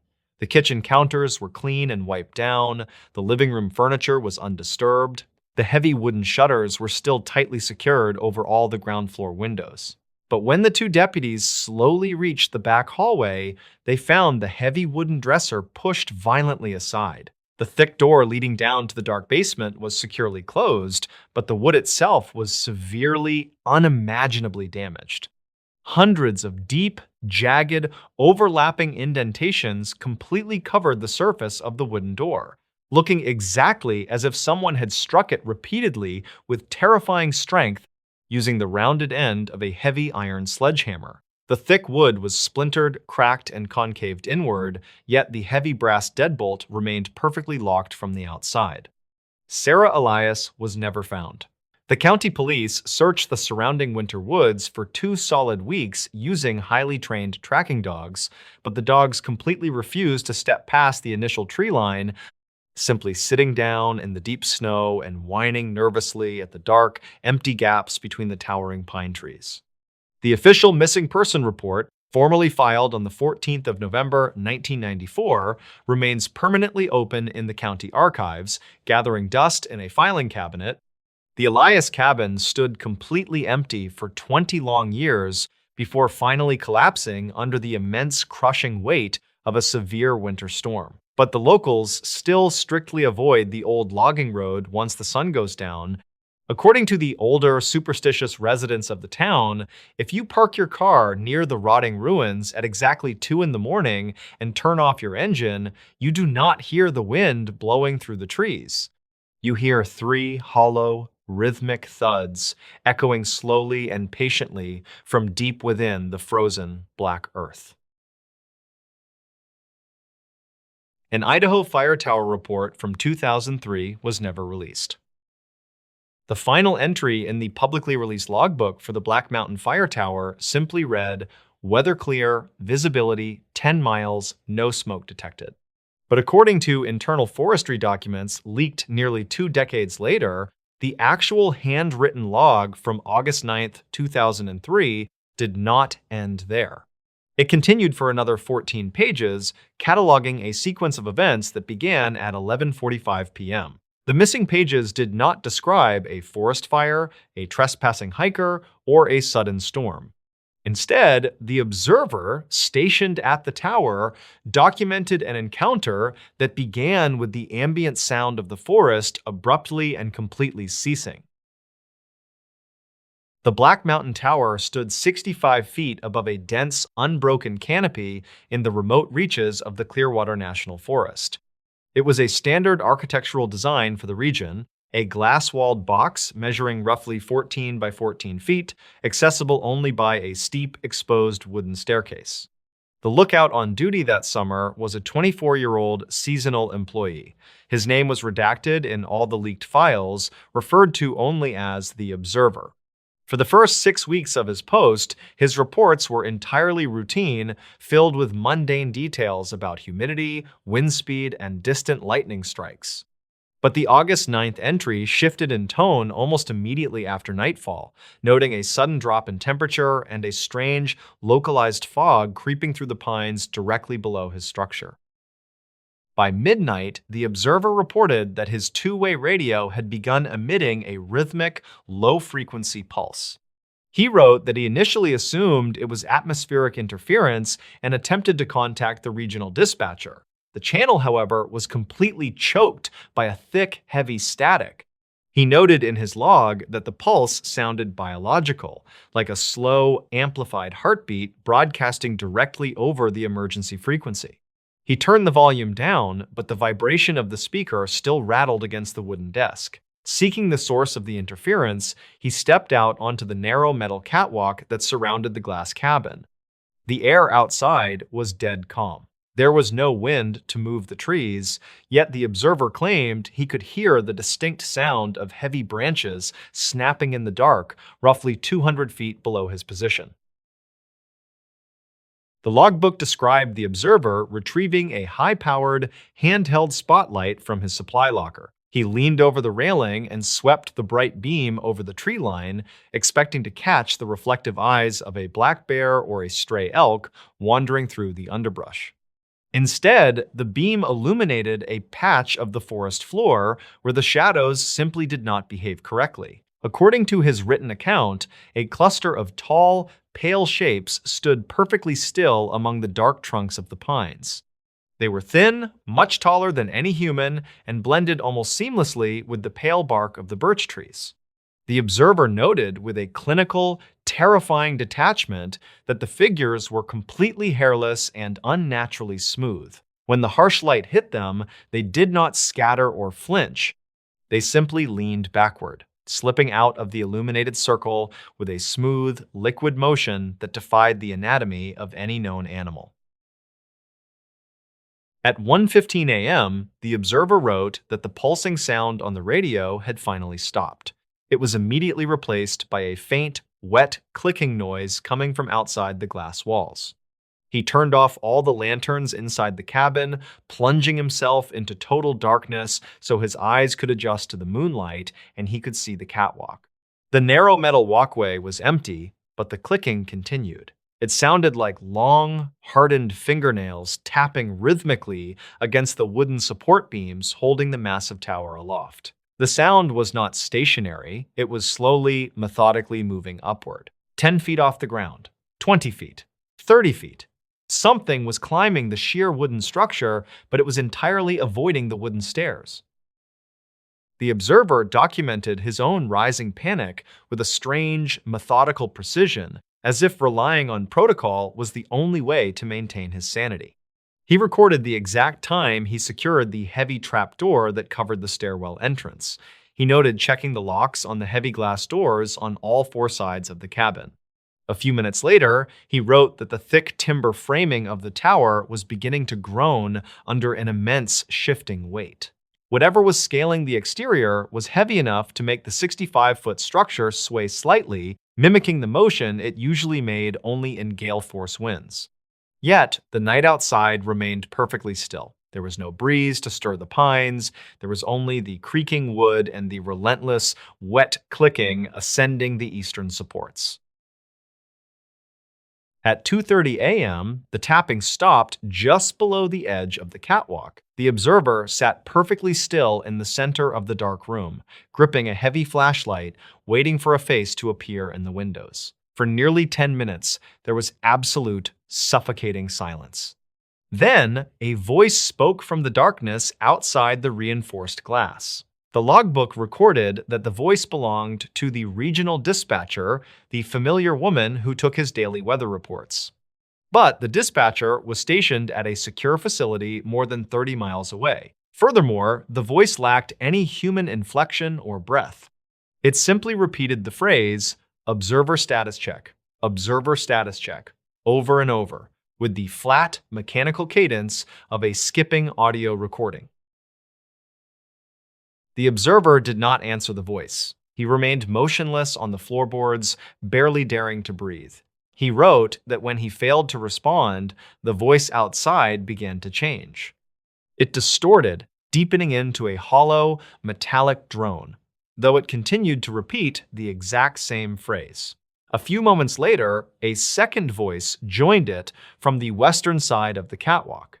This one sounded like a young child crying softly, a sound that had no logical place in the middle of a remote wilderness in the dead of night. Then a third voice joined the chorus, flawlessly mimicking the rhythmic, low-frequency pulse he had heard earlier on his radio.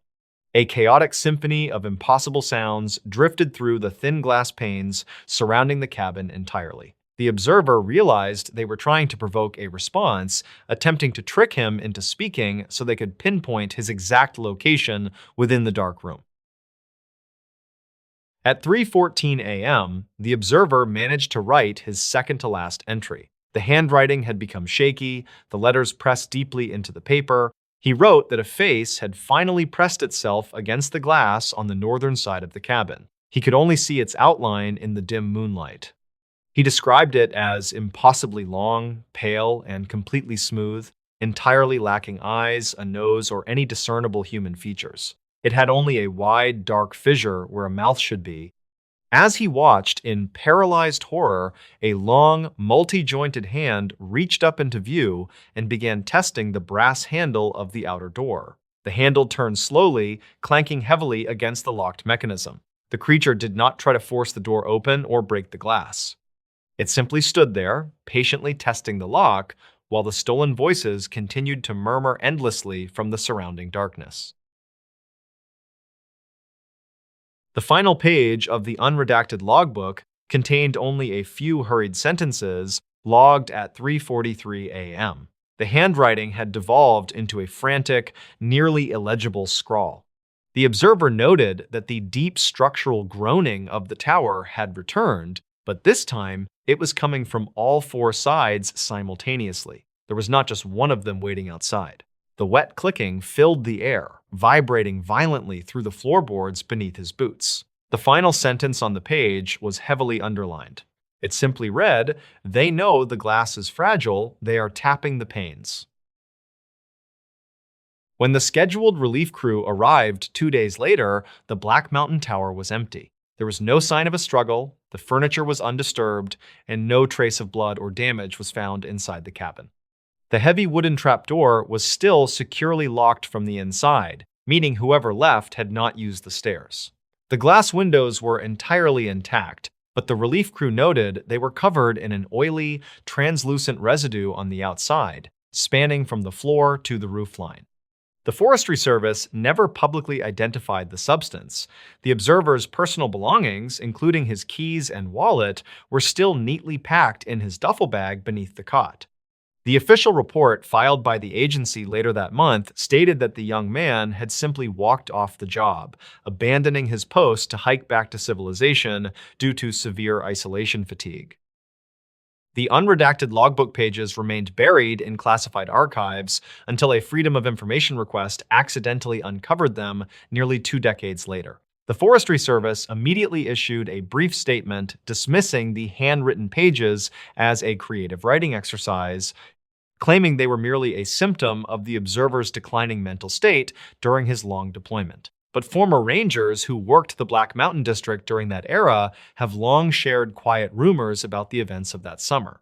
They frequently point out that the fire tower was permanently decommissioned and completely dismantled just 3 weeks after the disappearance, an expensive and unusual procedure for a fully functional structure. And local hikers still whisper about certain windless nights deep in the Clearwater Forest when the woods fall dead silent, and the trees seem to echo with the faint sound of a hollow, lifeless voice endlessly asking for a status check. A Yellowstone report from 2012 was never filed. The smell was the first thing that confirmed something was terribly wrong in the clearing, a heavy scent of scorched copper and sulfur that hung unnaturally still in the cold mountain air. Elias, a seasoned backcountry ranger, stood at the edge of the tree line and stared at what remained of the Geological Survey camp. The campsite was located deep within the Thoroughfare region of Yellowstone, a massive expanse of wilderness widely considered the most remote area in the lower 48 states. It was late October of 2012, and the three-person survey team was officially 4 days overdue. Elias had hiked for 2 days through dense pine forests and over jagged ridges to reach their last known coordinates. He had expected to find a twisted ankle, a broken radio, or perhaps a group of researchers simply running behind schedule. Instead, he found absolute silence and a scene that defied all logic. The large dome tent sat in the center of the clearing, but it had not been collapsed by wind or torn by a grizzly bear. The bright orange nylon was entirely melted, fused together into a hard, glossy shell that reflected the gray afternoon light.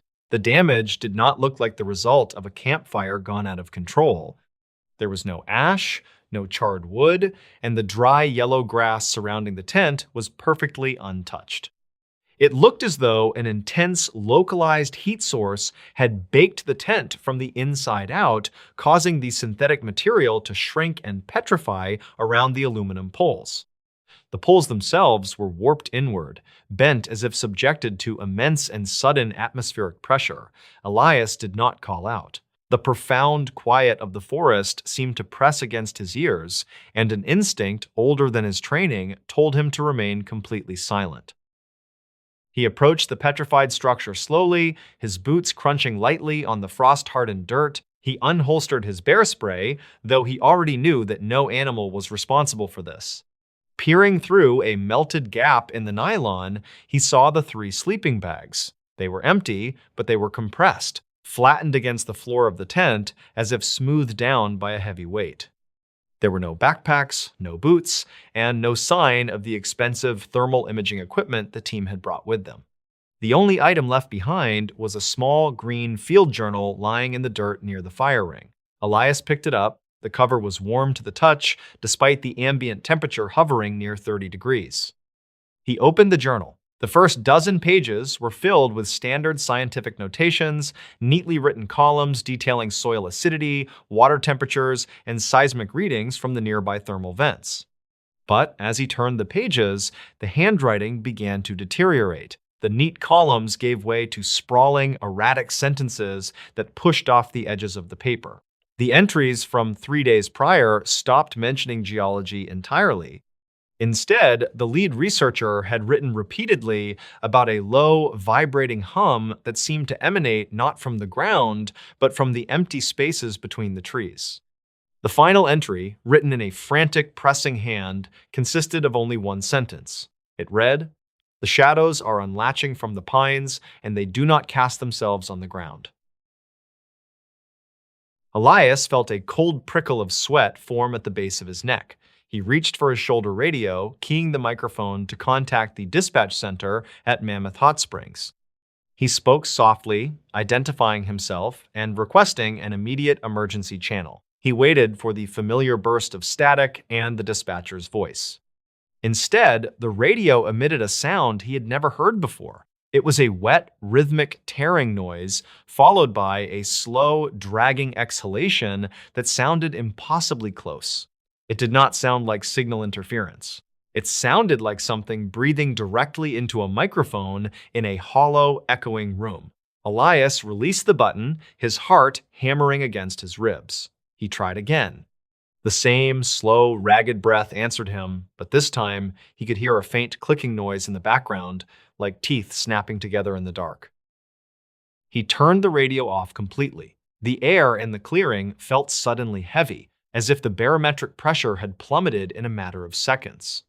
The sky above the canopy shifted from a pale, overcast gray to a bruised, unnatural purple. A light snow began to fall, but as a flake landed on the sleeve of his green uniform, Elias realized it was not snow. It was fine, pale ash. There were no active forest fires anywhere in the region, and the nearest thermal geyser capable of producing such debris was over 20 miles away. The ash fell silently, coating the melted tent and the silent clearing in a thin layer of gray dust. Elias knew he had to leave. He had a patrol cabin waiting for him about 4 miles south, a sturdy log structure with heavy iron locks and a wood stove. He placed the journal into his waterproof pouch, turned his back on the campsite, and began to walk. The hike to the cabin took 2 hours, and the entire way, Elias could not shake the feeling of being paced. He heard no twigs snap, no heavy footsteps in the underbrush, but the woods were entirely devoid of wildlife. Not a single squirrel chattered, and no birds called from the high branches. The silence was oppressive, heavy enough to make his ears ring. Every time he stopped to check his compass, he felt a strange, cold pressure on the back of his neck, the distinct sensation of being observed by something that understood exactly what he was doing. When the small, dark shape of the Thorofar patrol cabin finally appeared through the trees, Elias felt a wave of relief so intense it made his knees weak. He unlocked the heavy wooden door, stepped inside, and immediately threw the deadbolt. He pulled the thick iron shutters across the 2 small windows, plunging the single-room cabin into darkness. He used his flashlight to find the woodpile in the corner and quickly built a fire in the cast-iron stove. The fire caught, but the flames burned with a strange pale blue hue, casting long, twisting shadows against the log walls. Elias sat in the only chair, his radio turned off, the heavy quiet of the cabin wrapping around him. He ate a cold ration bar and tried to rationalize what he had seen. A freak lightning strike, anomalous geothermal activity, a collective psychological break among the survey team. He repeated these theories to himself, trying to build a wall of logic against the creeping dread in his stomach. Night fell completely. The temperature outside plummeted to the single digits, and the logs of the cabin began to groan and pop in the extreme cold. It was near midnight when the silence was finally broken. The radio, which Elias had securely clipped to his tactical vest and powered down hours ago, suddenly crackled to life on its own. The green indicator light flickered in the dim room. A voice began to speak through the speaker. It was not the dispatcher. It was Elias's own voice, recorded from his earlier attempt to call for help. He heard himself say, "Yellowstone Dispatch, this is Thorofar Patrol." But the audio was distorted. It was slowed down, dragged out into a deep, guttural drawl, and underneath his own words, he could hear that same wet, rhythmic breathing. The playback looped 3 times, growing slightly louder with each repetition before cutting off into dead silence. Elias did not move. He sat frozen in the chair, his eyes locked on the radio. Then, a sound came from outside. It was not the wind. It was a soft, heavy thud against the exterior wall of the cabin, about 10 feet away from the door. It sounded like a wet sack of flour being dropped against the wood. A few seconds later, another thud hit the wall, this one higher up, near the roofline. Then came a sound that made his blood run cold. It was a scratching noise, slow and deliberate, dragging along the logs toward the shuttered window. It did not sound like claws. It sounded like bare, rigid fingers scraping against the timber. Driven by a terrifying compulsion he could not explain, Elias stood up and walked silently to the window. His hand trembled as he gripped the iron latch of the shutter. He opened it just a fraction of an inch, creating a tiny slit to peer out into the clearing. The moon was hidden behind thick clouds, but the pale ash covering the ground provided a faint, ghostly illumination. Standing at the edge of the tree line, about 50 yards away, were 3 figures. They were wearing the bright yellow and gray winter parkas of the missing geological team. But they were not acting like lost hikers. They were standing perfectly still, shoulder to shoulder, facing away from the cabin. Their heads were tilted back at an extreme, impossible angle, staring straight up into the pitch-black sky. They did not shiver in the freezing wind. They did not move a single muscle. Elias watched them for what felt like hours, unable to look away, until the pale light of dawn finally began to bleed over the horizon. When the sun broke through the clouds, the figures were gone. Elias waited until mid-morning before unbarring the door. He stepped outside, his rifle gripped tightly in his hands. He walked to the edge of the tree line where the figures had stood. The layer of frost and pale ash was completely undisturbed. There were no footprints leading into the clearing, and none leading away. It was as if they had simply ceased to exist when the light touched them. Elias packed his gear, locked the cabin, and began the brutal 30-mile hike back to civilization. He did not stop to rest, and he did not turn on his radio again. 2 days later, Elias sat in a brightly lit, windowless office at the park headquarters in Mammoth Hot Springs. He sat across from his sector supervisor, a stern man who listened quietly as Elias recounted every detail of the melted tent, the ash, the journal, and the figures in the dark. When Elias finished, he placed the small green journal on the desk. The supervisor stared at it for a long time, then reached into a drawer and pulled out a manila folder. The supervisor pushed the folder across the desk. He spoke in a flat, bureaucratic tone, stating that the geological survey team had emerged safely from the south entrance of the park 3 days prior. They had reported a minor equipment failure and decided to cut their expedition short. Elias opened the folder. Inside was a checkout log from the south entrance gate. It listed 3 names, complete with signatures and vehicle plate numbers. But as Elias read the names, a cold knot formed in his chest. The names on the checkout sheet did not match the names of the researchers he had been sent to find. He looked up at his supervisor, pointing out the discrepancy. The supervisor simply picked up the green journal, placed it into a heavy gray lockbox behind his desk, and told Elias that altitude sickness and isolation often cause severe auditory and visual hallucinations. He advised Elias to take a mandatory 2 weeks of paid leave, heavily implying that any further discussion of the incident would result in a permanent psychological discharge.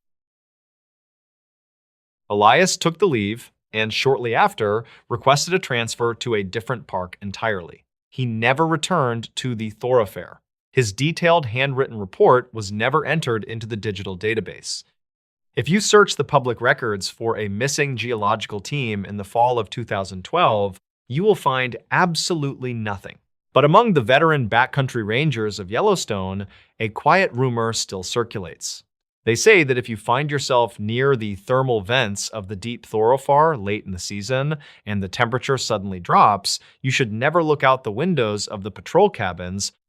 They say that sometimes, when the sky turns purple and the ash falls, you can still hear the static on the emergency channels playing back a slowed, distorted voice, accompanied by the sound of wet, rhythmic breathing. A West Virginia property was abandoned after something was found below. The flashlight beam cut through the thick, swirling dust of the root cellar, coming to rest on a heavy steel hatch that had no reason to be there. Thomas, an independent property appraiser contracted by a distant out-of-state trust, stood in the freezing dampness of the underground room and wiped away a layer of grime from the metal.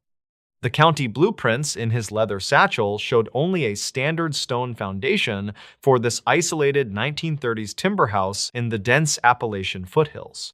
There was no mention of a subterranean extension, and certainly no record of the 4 massive, rust-pitted iron padlocks securing the hatch to the concrete floor. Something about the way the chains were wrapped suggested they were not meant to keep intruders out, but to keep the hatch firmly closed against whatever lay beneath it. The silence of the house above was heavy and absolute. It was late November of 2014. And the property sat at the end of a forgotten logging road off Highway 39, 20 miles from the nearest town. The previous owner, a retired structural engineer named Elias Vance, had died in a nursing home 3 months prior, leaving the 80-acre estate to a corporate trust. Thomas had spent the afternoon cataloging the main floors, noting the peeling wallpaper, the water damage in the ceiling, and the strange, obsessive way the windows had been boarded up from the inside. But it was here, in the windowless cellar, that the true nature of the property began to reveal itself. Kneeling on the cold floor, Thomas noticed a faint, rhythmic vibration traveling through the soles of his boots. It was incredibly subtle, like the distant rumble of a heavy freight train miles away, yet there were no train tracks anywhere in this part of the county. He placed his bare hand flat against the center of the steel hatch. The metal was unnervingly warm to the touch, a stark contrast to the near-freezing ambient temperature of the cellar. A thin wisp of foul-smelling air, reminiscent of ozone and old stagnant water, drifted up from the microscopic gap between the hatch and its housing. Thomas pulled his hand back, a cold prickle of unease washing over his shoulders.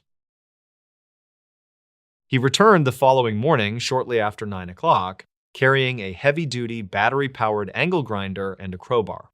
The morning fog was thick, clinging to the skeletal black trees surrounding the property and swallowing the sound of his truck door shutting. Down in the cellar, the air felt even more oppressive than the day before. The vibration was still there, steady and low, humming beneath the earth. Thomas set to work on the chains. The high-pitched scream of the grinder against the iron padlocks filled the small stone room, throwing bright showers of orange sparks into the shadows. It took nearly 40 minutes to cut through all 4 locks. When the final chain dropped to the concrete with a heavy, dead clatter, the cellar suddenly felt entirely too quiet. Thomas wedged the flat end of the crowbar under the lip of the hatch and leaned his weight backward. The metal shrieked as the rusted seal broke. A sudden, forceful exhalation of warm, dead air rushed out from the dark void below, carrying a smell so ancient and dense it made him gag. It smelled like wet copper, decaying limestone, and something faintly chemical, like antiseptic masking rot. He clicked his heavy tactical flashlight up to its highest setting and shined the beam down into the opening. The light did not hit a dirt floor or a simple root storage bin. It revealed a perfectly circular concrete shaft descending straight down into the earth, lined with heavy industrial steel rungs bolted into the gray walls. The shaft went down farther than his light could reach, disappearing into a haze of floating particulate matter. According to local property laws, an appraiser was only required to document accessible square footage, but an unrecorded subterranean structure could drastically alter the valuation or liability of the estate. Against his better judgment, Thomas secured his satchel, tested the first iron rung with his heavy boot, and began the descent. The air grew steadily warmer with each step down into the dark. He counted the rungs as he went. 20, 30, 40.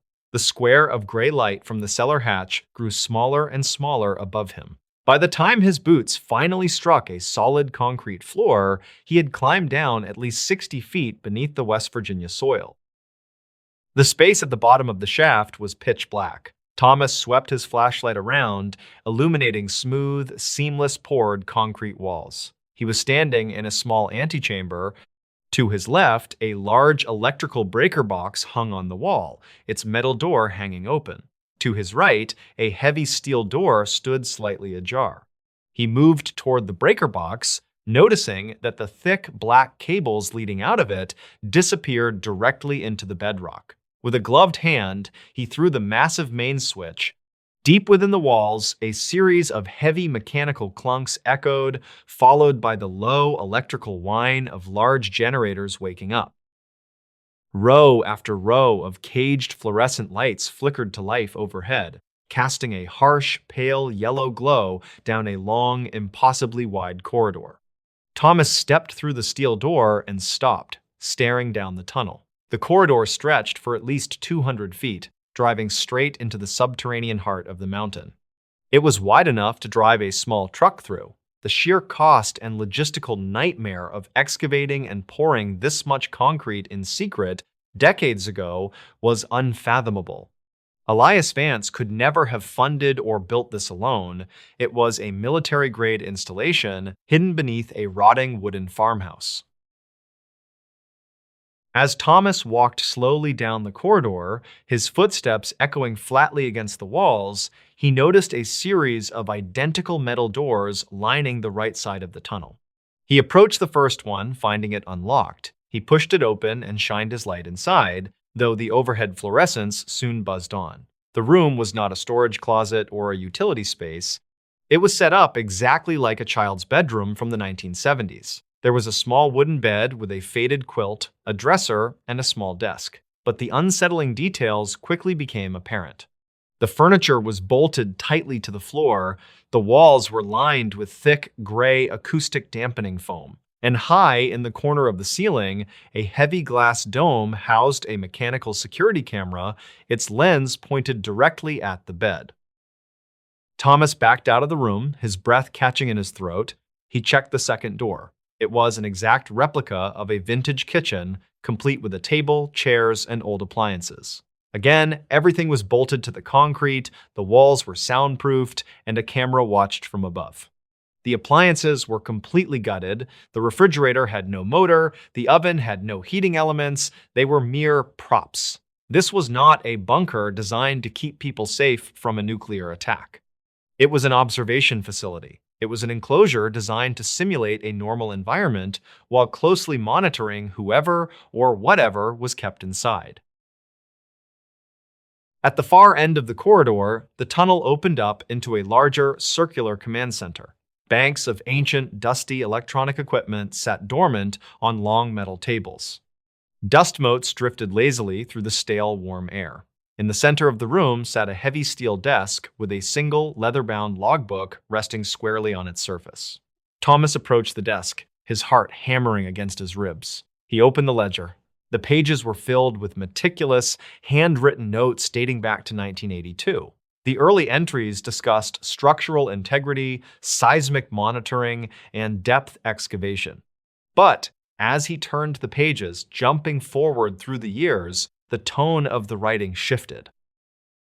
An entry from October of 1997 read, "The localized tremors have increased in frequency. It is testing the eastern boundary of the enclosure. We have increased the concrete density by 3,000 pounds per square yard, but the audio sensors indicate it is still moving through the porous limestone."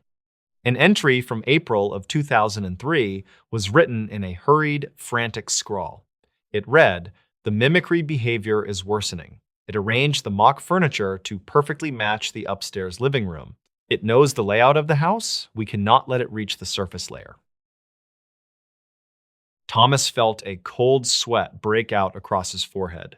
He looked up from the book. At the very back of the command center, set deep into the curved concrete wall, was a final door. It was different from the others. It was a massive, circular blast door resembling the entrance to a bank vault, complete with a heavy rotating locking wheel. Set at eye level in the center of the steel was a small, thick observation window made of layered quartz glass.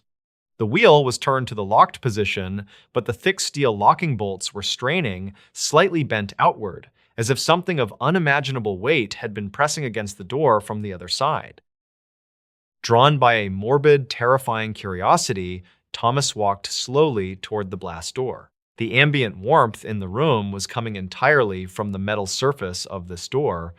The vibration he had felt upstairs in the cellar was infinitely stronger here, thrumming up through his legs and rattling the teeth in his jaw.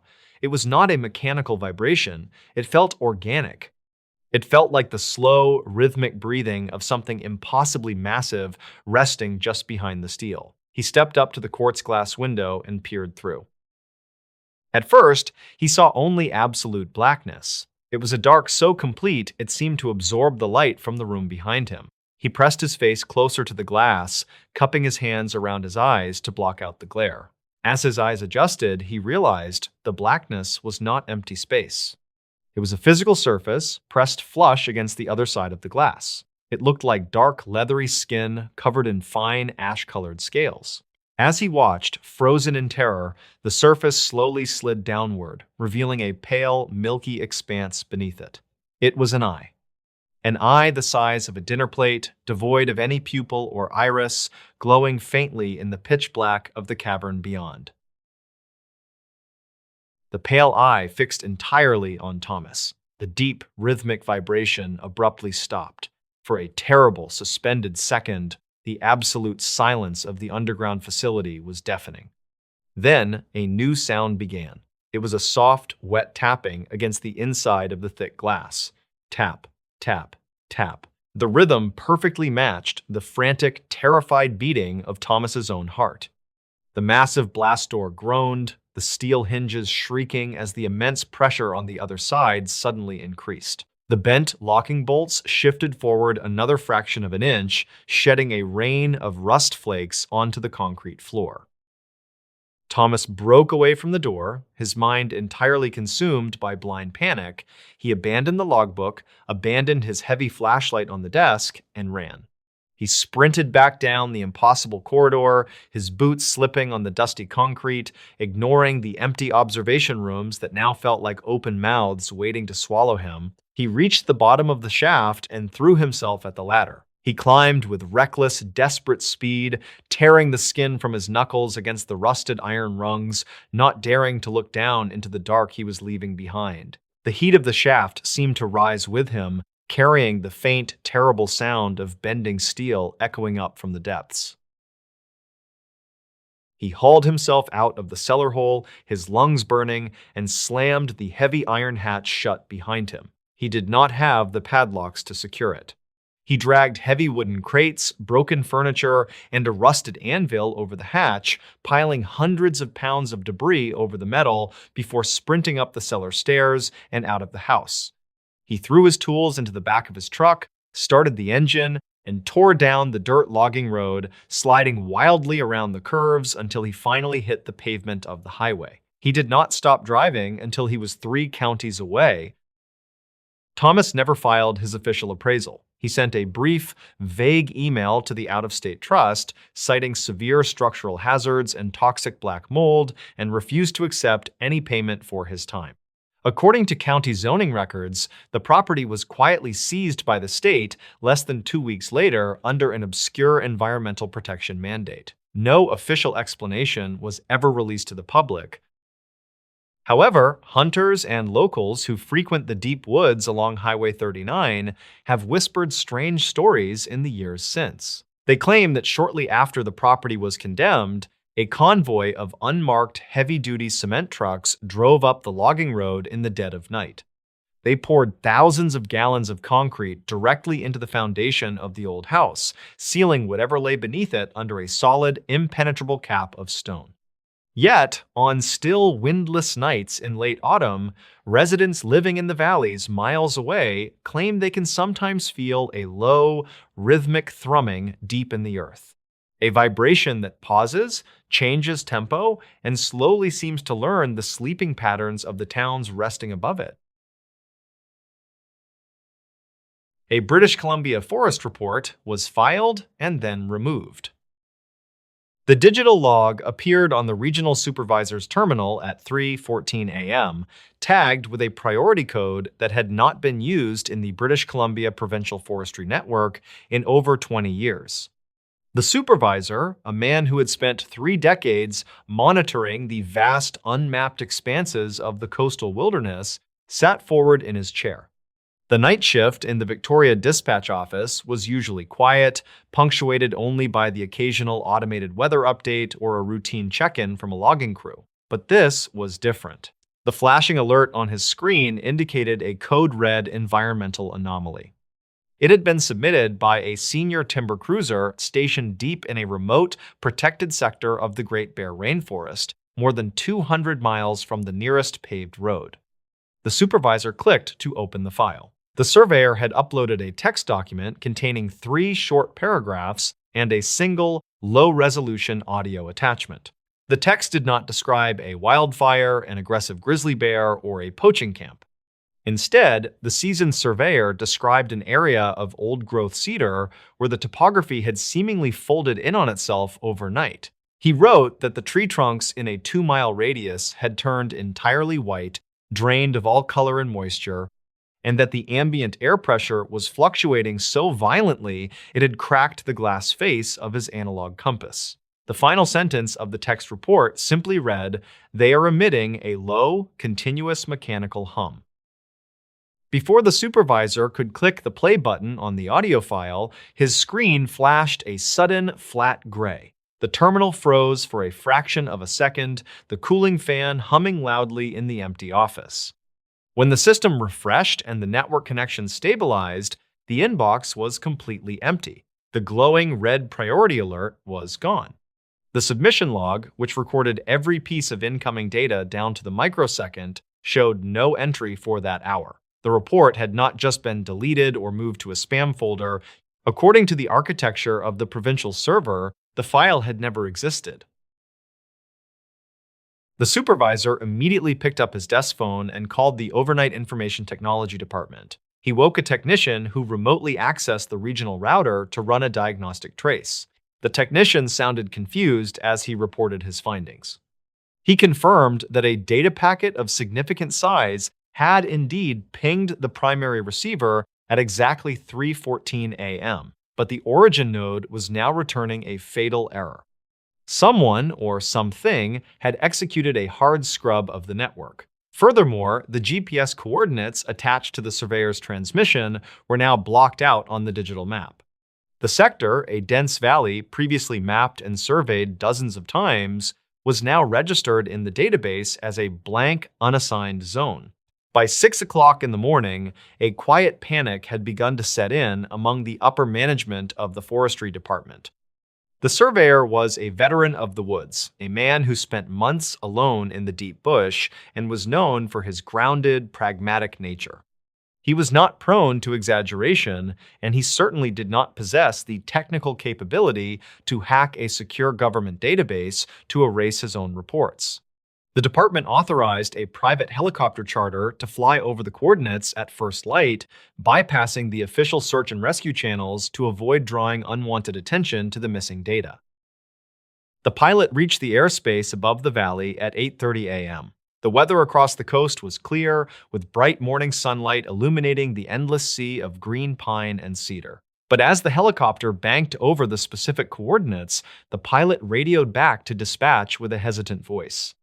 A perfectly circular column of thick gray fog was rising from the valley floor, obscuring the canopy entirely. The fog was not drifting with the wind. It remained entirely stationary, rising like a solid pillar. The pilot noted that as he passed within 1 mile of the fog bank, his instrument panel began to flicker and a loud, rhythmic static washed out his communication relay. He was ordered to return to base immediately.